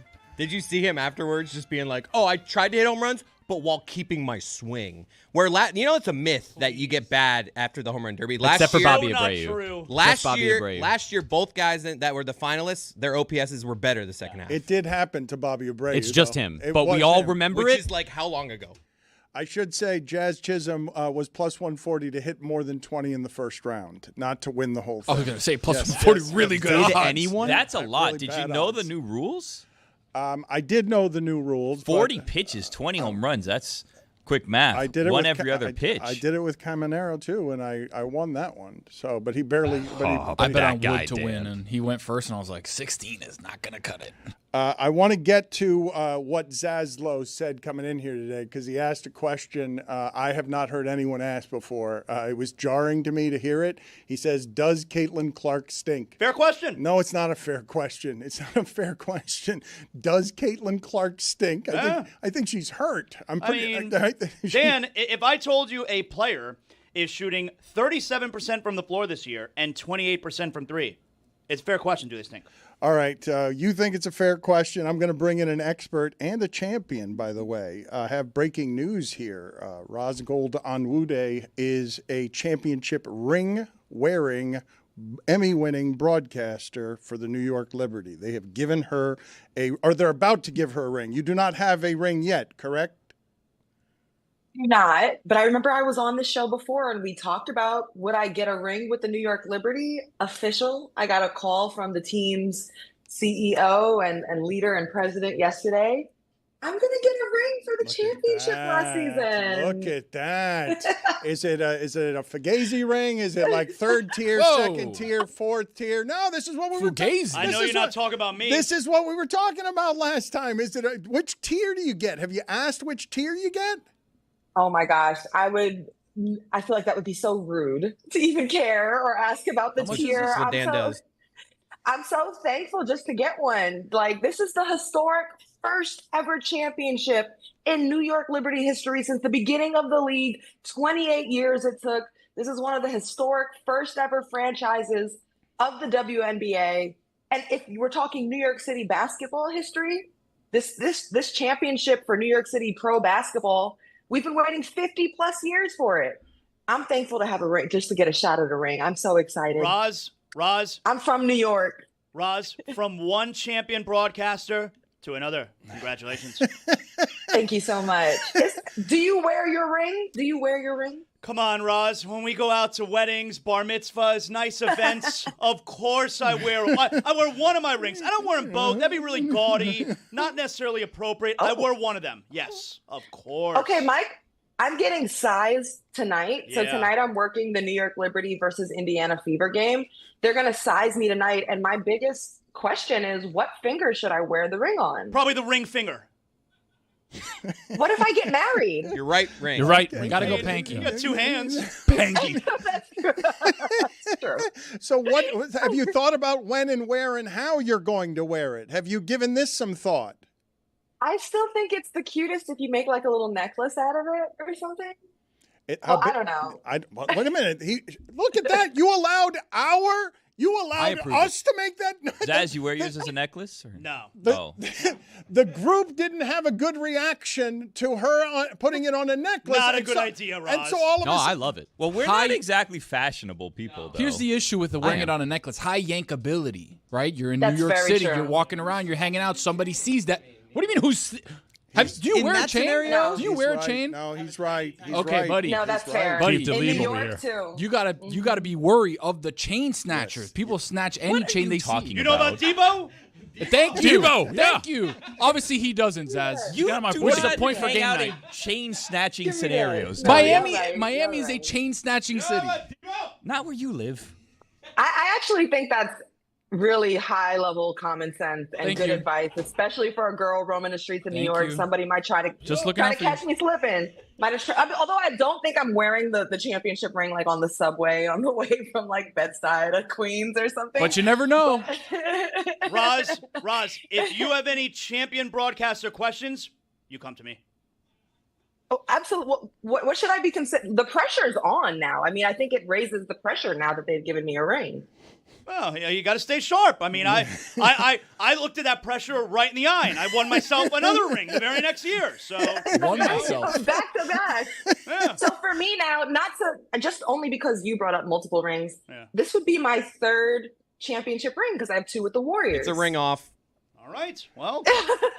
All right. So you're in the I think game. more importantly, I feel like my teams win. Seems like you should consult with her, Zaz. Bigger winner than you. I got under control. Tony, I'm really sorry, okay, that you gave Apology accepted. really sound practical advice, and yet you deserve nothing there in terms of getting your chain-ripping credentials snatched from you by Billy, but it's Wild Willie Wednesday. He lives in Killian. And so No, I don't. You have Mike does. You have to eat that. You have to eat that for no good reason. You gave her great advice because she was about to do something that would have lost her that ring. Yeah, of course. You And put then on a chain. Somebody walks around and sees a massive chain with a ton of diamonds, and you say, "Oh, let me just." No, but and I'm guessing. I don't know if you'd be wearing it every day on a necklace, but if you're wearing it to a gala or something, now you're chasing a chain snatcher in heels, or like you got no shot. You got no shot. Who's going to steal a ring from you at a gala? What kind of gala That's what I'm is this? saying. That's what I've He's been saying asking. A on gala's the way supposed to to be said elegant. gala. Leave the gala. If the only time that we're wearing this is it are Ocean's weddings 8 or and bar something. mitzvahs, then you're not going to Weddings have to and worry bar about it. mitzvahs, I'd like to believe those two spaces are very safe, and that's where we said we're rocking rings. Look what happened to Bruce Wayne's parents. Walking outside of a play, all of a sudden, bam, gone. That's how it happens. That's how it happened too. No, I rescind. I want to walk back on putting my ring on a necklace. I think that's a bad idea. After listening to the whole group here discuss it, I agree. In the Wayne family scenario, when they were trying to go back to the Wayne family manor, the ring being on their finger or on their neck really wouldn't have made a difference. I mean, you could get if somebody really wanted to rob you, they could chop my finger off. That is Maybe true. That's happened, by the way. Whoa. So when thinking of which finger to size, think of which finger you would miss the least. These are the kinds of considerations that I come to you guys for. I don't Thank know you. why you would take advice from this group on anything. No one's important. more surprised than I am Wear that chains. Tony gave you great advice there. Zaz came in today saying, asking the question, and now doubling down on it being a fair question. Go ahead, ask Roz. Roz, how can you be? No, ask her. Oh, Just straight up. Yo, Roz, Caitlin Clark stink? No, she doesn't stink. She's hurt. And she's been playing through this season. I think she's missed like 9 or 10 games now. She's had now a quad injury on one leg, then a groin injury on another leg. And last night she injured the other groin, left the game in tears. She had just returned and had been, just hasn't looked like herself all season. Guys, for context, she's still putting up very impressive numbers. It's her efficiency that's down. She's shooting like 28% from three, 30-something from the field. Her turnovers, her mistakes are up. And she just looks frustrated all season. And I feel like here's the real tough question. So she comes back. She's from missing games. She hasn't looked good. She tweaks it last night. Tonight, she's supposed to be in a back-to-back game. So they played that big game in Boston at TD Garden against the Sun. They sold it out. Anything Caitlin does is sold out. Back to back, she's supposed to come to Barclays. It's sold out, waiting for Caitlin to take on the defending champs of the Liberty. It's the last game before the All-Star break. The very next day, they would go back to Indianapolis, where they're hosting All-Star Weekend. She's supposed to be in the three-point contest. It's her home city for her team. She's the star of the show. I think if she continues to participate, there's a lot of pressure for that. But if she does that, I don't think that that's going to help the overall team mission in going as far as they can. Caitlin's got to get healthy. Roz, I think she's towing a little bit of a dangerous line right now because you see last night, you got the back and forth with the referee, yelling to the referee, grow up. And the brother is commenting on Twitter about the officiating. And she complains. Now, granted, the WNBA officiating seems to be kind of lousy, but she does a lot of complaining. Temper tantrums, body language. These seem fair criticisms. People will tire of this. Yeah, Dan, you're right. Those are fair criticisms of Caitlin Clark in the sense that since college, over a body of work, she emotes. She complains. She wears all her emotions on her sleeve. Notoriously, we remember her banging the basketball on her head or her father in the stands telling her to stop it in college. It's also carried over in the WNBA. I mean, I also think she looks frustrated, like with herself, with the injury, with the refereeing, which has been a talking point in the WNBA all season long. And Coach White has also talked about the fact that, like a Stephen Curry has been, like similar kind of shooter players and attention-getting players, Caitlin's getting held all game, pulled. There's a lot of contact, and she's wearing thin on it. Her body's starting to fall apart. So I think on one hand, it's a fair criticism. You need to hold her accountable. I do think Caitlin, over the course of her career, if she's really gonna become, I don't know. I think she does have to work on her body language and improve how she handles her emotions and making sure that it never takes away from the momentum of the game and the team. But I also think that there's been a lot of great players where that fire fuels them and they walk that line, so that's going to be her constant riddle to figure out. But it's not positive, the body language on the court. And, there are times where she's flailing and kind of flopping and on the floor a lot. She's in the mix a lot. Caitlin's in the mix. And players are coming at her like, Caitlin be talking her mess. Caitlin's on the court talking, all sorts of stuff. But I do think, I like seeing a complex character as a star player. I personally enjoy that. She's not perfect, and I want to see how this whole thing plays out. Well, let me ask the group how it would think Caitlin Clark would feel about the officiating in that sport stinking. The amount of pressure that's on her, the amount of pressure that's on her from peers who want to bury her. And it's the height of competition. I don't even know how much fun it is to be her right now if you're hurt trying to do some of this stuff. But if the officiating is objectively, empirically bad, and you're Caitlin Clark, you're supposed to just eat that? Like, you're supposed to just keep eating it? Like, keep politely going over and saying, well, you missed that one. And you missed it when your body's breaking. When she's telling you your body's breaking down because they're awfully physical with you. I mean, I've got national media clucking about protect poor Caitlin. Protect her. She can't be bullied like this. Her body's going to break down if you beat her up and the officiating's bad. So who wouldn't be emotional in that spot? The emotion I saw from Caitlin at the end of the last game yesterday was actually I saw frustration. I saw anger, but at the end, she was crying. She left the court tearing up. Like, at the very end of the game, mind you, Caitlin shot poorly the whole game. She was 1 for 7 from 3. She only had 14 points. But guess what? In winning time, in the fourth quarter, I think she had 9 of her 14 points in the fourth quarter. She finished the game with 7 rebounds, 8 assists, something like that. Like, the girl is still making it happen. But at the very end, she tweaked the right groin, and the emotion we saw from her was like she was tearing up. And what I thought I saw there was just it's a culmination of the whole season. Like, I'm hurt again. Just, it's a lot. And she's carrying a lot. And guys, I can't stress enough the conundrum that's coming up with All-Star Weekend here. Between me and you, my thoughts are there's no way we're going to see Caitlin tonight playing the New York Liberty in a back-to-back. That's my thoughts, which, by the way, we're on the broadcast. I'm sure everybody's going to have a heart attack. That is between you and me. It's just between you and me. Nobody. It's just between you and me.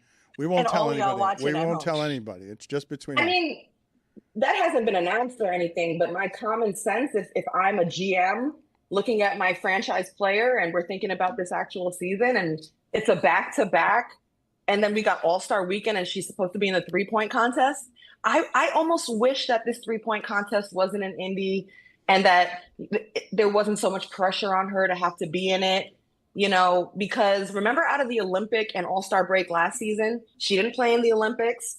She had all that time to rest and be out of the limelight. She came out and crushed everyone. She came out and was just prolific in the second half of the season. This is not the same scenario. This All-Star break, anyone on the Indiana Fever, they're going to be in the center of a circus and attention, and even participating in that three-point contest. It's almost the only way she could win is if she wins. And even that might take away from her health. She may not perform well. She's shooting terribly from 3 all season. She's clearly not healthy. Her legs, the explosion, both groins are messed up, her quad and hamstring.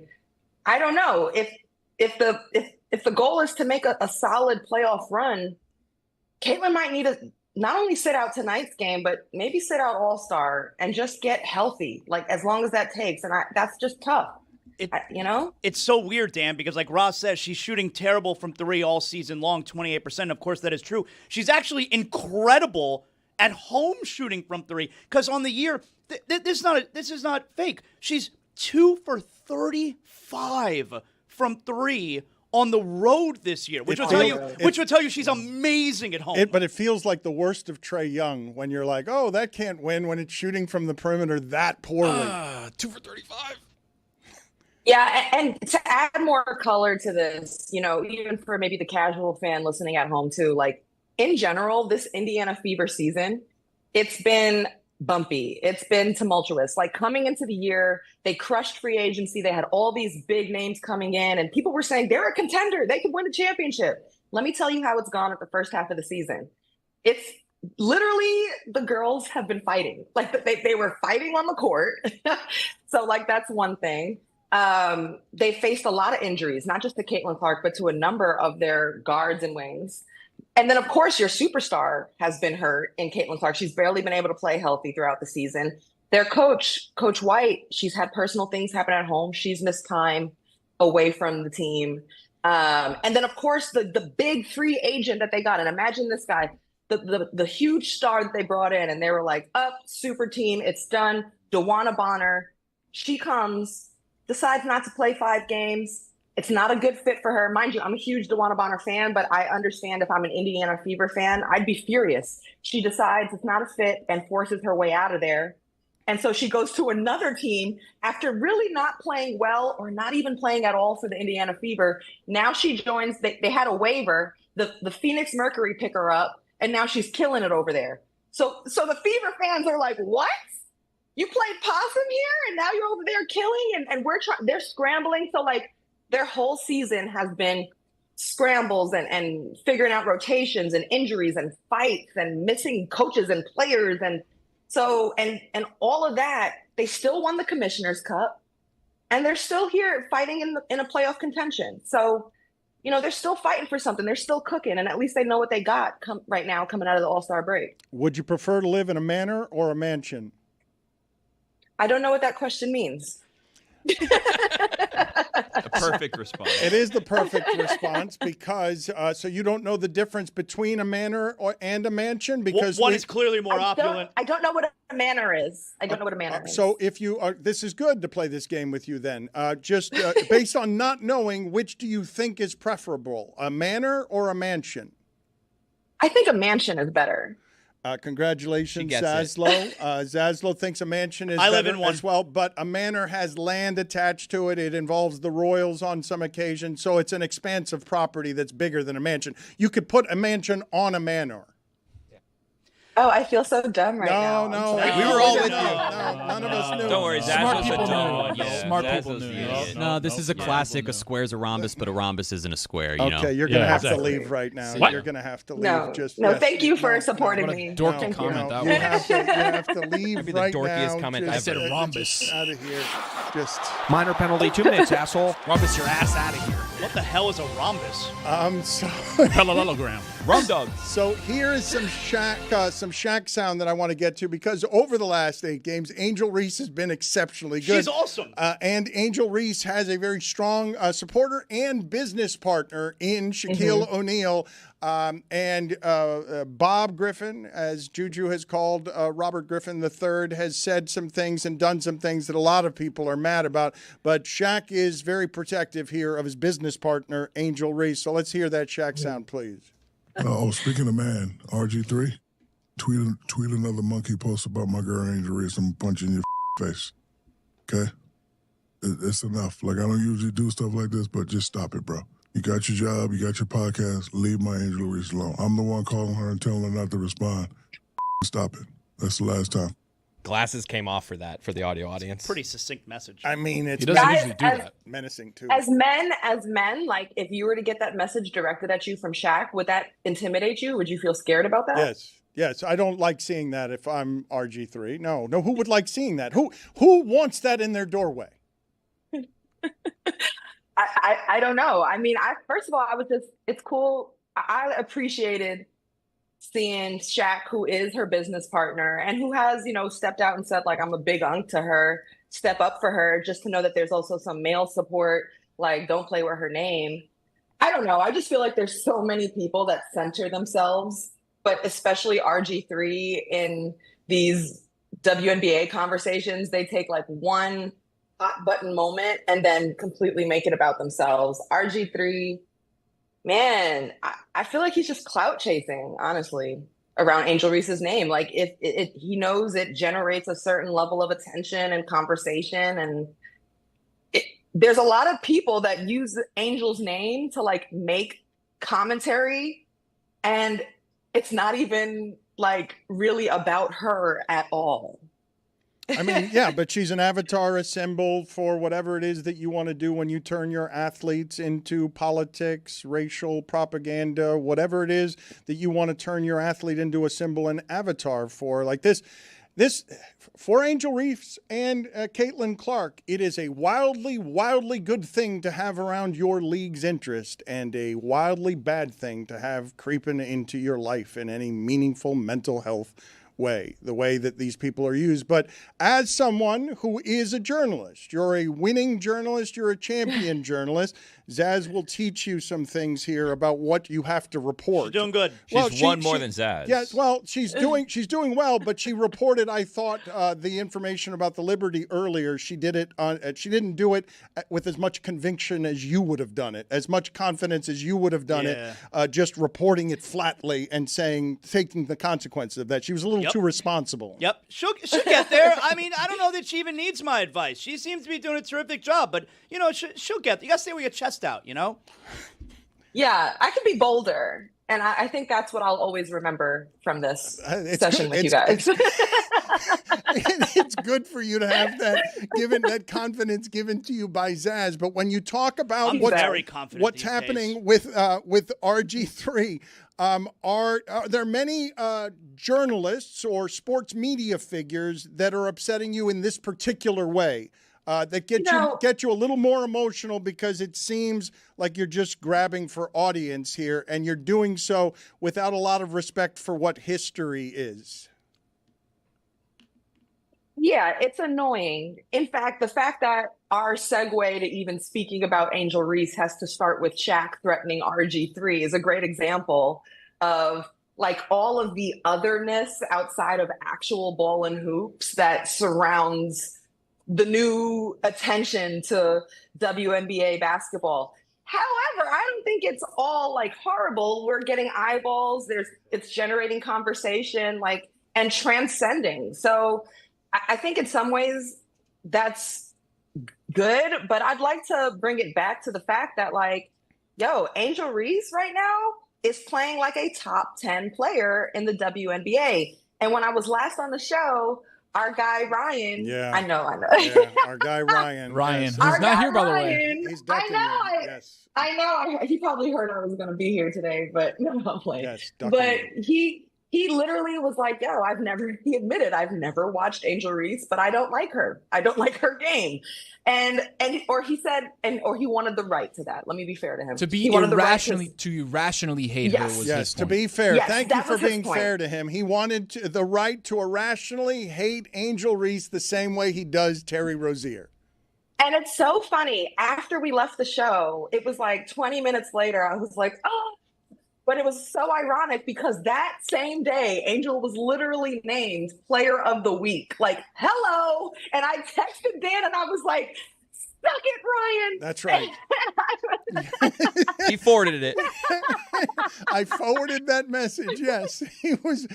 Suck it, Ryan. He was told to suck it. Yes, he was because I know it's Mike, but yeah. No, it's Ryan. It's Ryan. You were right.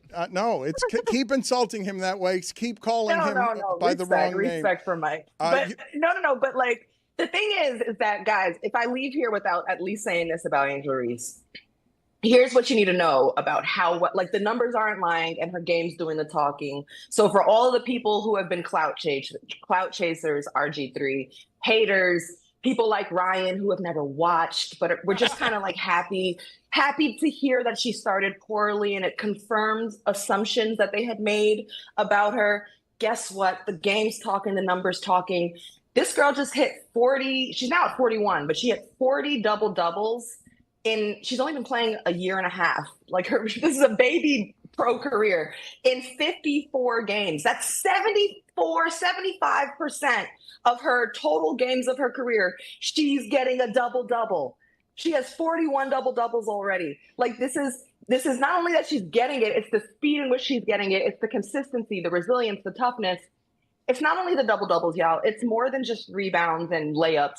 They made an adjustment to bring her out further away from the rim. And now she's starting to be able to get downhill. And when she's got the ball on the move, she's been able to either make a play for herself or get some assists to her teammates. So her assists are up. She's playmaking right now. She seems like she's slowed down. She's taking contact and finishing through the bump. It seems like the game is growing right now. She's certainly improved, and she fought back after initially starting slow. And she admitted it. I started poorly, but guess what? This kid has heart. She has worked hard, and now she's playing out of her mind. And we've got to be able to cover the positive part of her game in the same way y'all covered when she was sucking. Okay? I didn't like that, y'all. I didn't like the way that felt. I didn't like it had an undercurrent to it. It had some tension. I'm looking in the mirror. No, well, it was a y'all, and she was looking at me, and I didn't like the way that it sounded. Good follow is headed out to the WNBA All-Star Game. She tells it like it is. Nice seeing you, Roz. Good seeing you. Thank you for making the time. Bye, guys. Thanks for having me.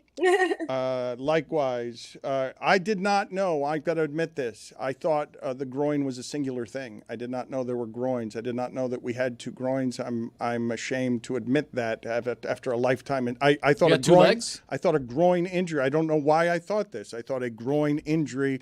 I thought it was just, I've never heard it groins injury. I thought it was in the pelvis region? I've never heard somebody hurt two groins. I just thought the groin was a singular thing and hadn't given it any more thought than that. I'm embarrassed to be admitting it.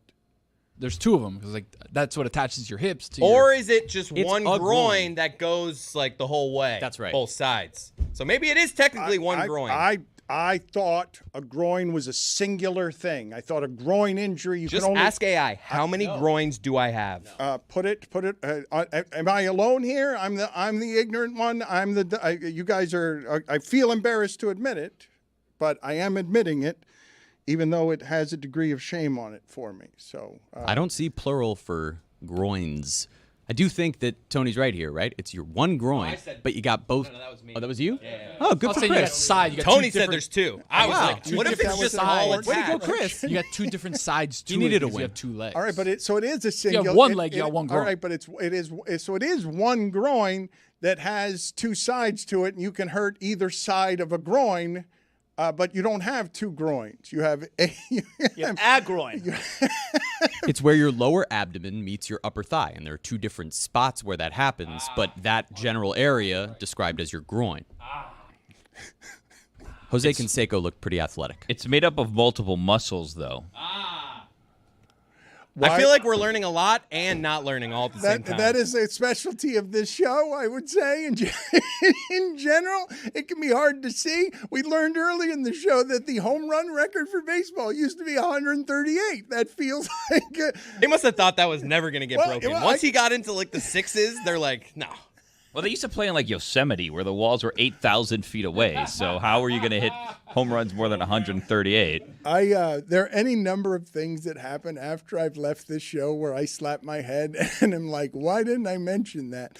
Yesterday, do you realize that's the first ever conversation that anyone's ever had about a wall at Fenway that wasn't the Green Monster? Like we decided to the talk. Right field we wall. started. How inferior does that wall feel? Having to live in the literal shadow of that other wall all these years, being a little David Sampson 3-foot wall. Roger Connor was that all-time home run leader. He played for 18 seasons from 1880 to 1897, averaging 11 home runs a season. Career high 17 home runs. So you bring this up about Roger Connor, and when he saw Babe Ruth, he immediately put down his bat and said, that will not be mine anymore. And Chris Cody came into the studio during the break and said something that I noticed yesterday, and you guys made fun of me for noticing it during the show because I put a breaking news sounder on it. I saw how Peter Schrager ended Get Up, okay? And the way he ended it was with the camera moving away from him, and he was just leaning on the side of his chair, really comfortable in Greeny's chair. Really comfortable. Like super comfortable. Just the camera's panning out, and he's just leaning on the chair like, this is the throne. I belong here. This feels good. This is mine. I'm just picturing like leading up to Greenie's vacation. Greenie just being like, "Who's hosting for me?" Oh no, I thought Graziano killed it. I think we need more Graziano. I mean, it's just because Schrager is just he's just kind of flinging his arms out like this is, hey Greenie, I got this while you're gone, and he's crushing it. And look at him. I don't think Dan Patrick will be mad at me for repeating this story. I think Dan Patrick would like me to repeat this story. Dan Patrick went to Tahoe for the first time in many years, and Stugotz comes up to him at Tahoe and says, and Dan Patrick says he was not joking, he was not trying to be playful, he was registering a complaint. Stugotz looks at Dan Patrick and says, "Hey, you're in my spot." No. Big dog's got to eat. I like it. He's been to Tahoe how many times? Yeah. Dan Patrick's been how many times? Yeah. But if you saw Patrick's set, and we've only ever had just a tent. Like, I mean, we've never had what Dan Patrick had out there this week. NBC and all that, but that's not the point. The point is... We're also on Peacock. Exactly right. Oh, exactly right. But if you put in the sweat equity, you're the guy there year in, year out, you deserve it. Dan Patrick has played Tahoe. He's played in the tournament. Has Stugotz also played in the tournament? Not the actual tournament. The tournament before the tournament. The amateur one. He played the course. So you guys think that Schrager should carry himself the way Stugotz does, that Schrager around Mike Greenberg should behave the way that Stugotz behaves around Dan Patrick? I think Greenie is rooting for Get Up to have some mistakes when Schrager is hosting. I think he wants it to be a sloppy show. Put it on the poll at Le Batard Show. Does Greenberg root for a sloppy show when Schrager is? He's like halfway across the world. It's like the time zone is way off. If he's at like a little bar somewhere and he's like, Greece, damn, he's killing it. In Greece, he just walks by a pool and he's just this mother. I like the idea that he's watching on vacation. Like, that shit's sloppy. Nice. He's in Italy. He's making sure that they. Can you turn that up really quick? He's making sure That was a long toss to that clip, huh? I got it worse than that. I got him telling people who are his producers the other 50 weeks, hey, do stuff to slip him up. Throw stuff in the prompter. Oh, you didn't give me this? Like, he's getting mad at his producers for going above and beyond for Schrager. You haven't written me lines like that in years. What you don't know is so funny about what you're saying. I would recommend to anybody watching this, if you're not familiar, to watch the Larry Sanders Show and how it is that he made fun of television and the insecurity in television. But if I tell anyone in this audience, like the vanity business of television, just how much insecurity it has, and then I put next to that just how much insecurity sports media has, you're going to be getting a call from Graziano for what you did to Graziano a second Just going ago. for any panelist. He was there today. I love Graz. You picked him for a reason. I love Graz. I just picked the guy first. He's guy not I going to saw. hear it. He's on the Peloton. If I combine those Pick two the things, I would say to you that no matter how confident you may think Greenberg is, you're always a Schrager sitting in your chair a day away and getting a little too comfortable to making a call to those people who screwed up the 5 o'clock hour and had the ratings dump on Around the Horn. Hey, get Schrager out of my chair. Get Schrager. I don't like how how friendly he's getting with Dominique over there. Get Graziano. Did you get that with the bang? I don't like this guy. Who's this guy on PTI? Bang! No, they never had to worry about that with me. I wasn't going to be replacing anybody. They hated me from the start. Kornheiser's like more of him. No, yes, more of him. That's right. He left a big sweat puddle in my chair, like Pete Encavillia in left field at the AstroTurf of Veterans Stadium a million years ago. What a pull. That was amazing. Well, because he left testosterone stains in the carpet because he was on steroids, allegedly. That's what I left in the chair at Pardon the Interruption. It was just an assortment of sweat stains. From Test? Why would they fear? Yeah, those two guys. Those two guys are going to survive everything at ESPN. Little callback here. I just found out what Roger Connor, the guy who hit all those home runs, looks like, and he looks exactly like you'd think. He actually looks like a poor man's Babe. A guy who was born 8 years before the abolition of slavery in the United States. Wow. Would you guys look at the piece of lumber in his hands? That thing, it's like the handle's thicker. Torpedo bat, yeah. He's wearing a tie. He is wearing a tie. Oh my God, I didn't even notice. How is the mustache the third thing we're noticing in a photograph? Your father looked like this earlier in the week. He did. I don't think my mom liked it, by the way. Oh, no, because he was loving it. I think we built him up. He walked out of here like, I have a new look. He loved it. Yeah. But we were genuine. We weren't even making fun of him. Your father, as we often do, looked better. All of us. This is true of all of us. We look better in the costume. The number of times you guys, I come in here dressed as George Michael, and you guys say that should be your look, Dan. That's us doing it. I showed my wife. I was like, look, he looked good. And she's like, he doesn't look that good. I was like, maybe we were all just like lost in the sauce. Like, maybe he doesn't look good. Well, but he left here wondering, this does not happen to your father very often. Usually, he thinks everything we're saying is 100% real. Yesterday, he doubted so much that he looked good that he was questioning the sincerity of all of us saying, no, you look better this way. And all it was is you look cleaner and you're showing less of your face. You're covering your face with colors that are younger than the ones that are normally on your face. So paint your face. The less of your face we see, the better it all is. General rule for most of us. But he brought it home to your mom. And he looks asinine. Ridiculous. Why would you want to marry a baseball player from 1919? Hey, what's up, Le Batard fans? It's your girl, Roz Goldon-Woode, and I'm here with Good Follow Show, presented by DraftKings. And on this week's episodes, we're talking all the things. Does Angel Reese deserve an apology? Because your girl is bowling out. And Caitlin Clark, she's back from injury. And DeWanna Bonner, she moved to the Phoenix Mercury, and she's making big impact already. Plus, we are previewing the WNBA All-Star, and in All-Star Energy, we're bringing in a 5-time All-Star, Angel McCoughtry-Fenn, to the show. She's going to join us and talk all the things like Team Clark versus Team Collier. Who's got the advantages? Who's going to win? Who's going to be All-Star MVP? And then we play a game. We've got this interesting game where we're going to mash up all-star players and we smash them up and we have to guess who the two players are. So I would say bring an open mind. Come pull up to the show. Come have fun with us. We drop every Tuesday and Thursday on YouTube, or you can listen in wherever it is that you get your podcasts.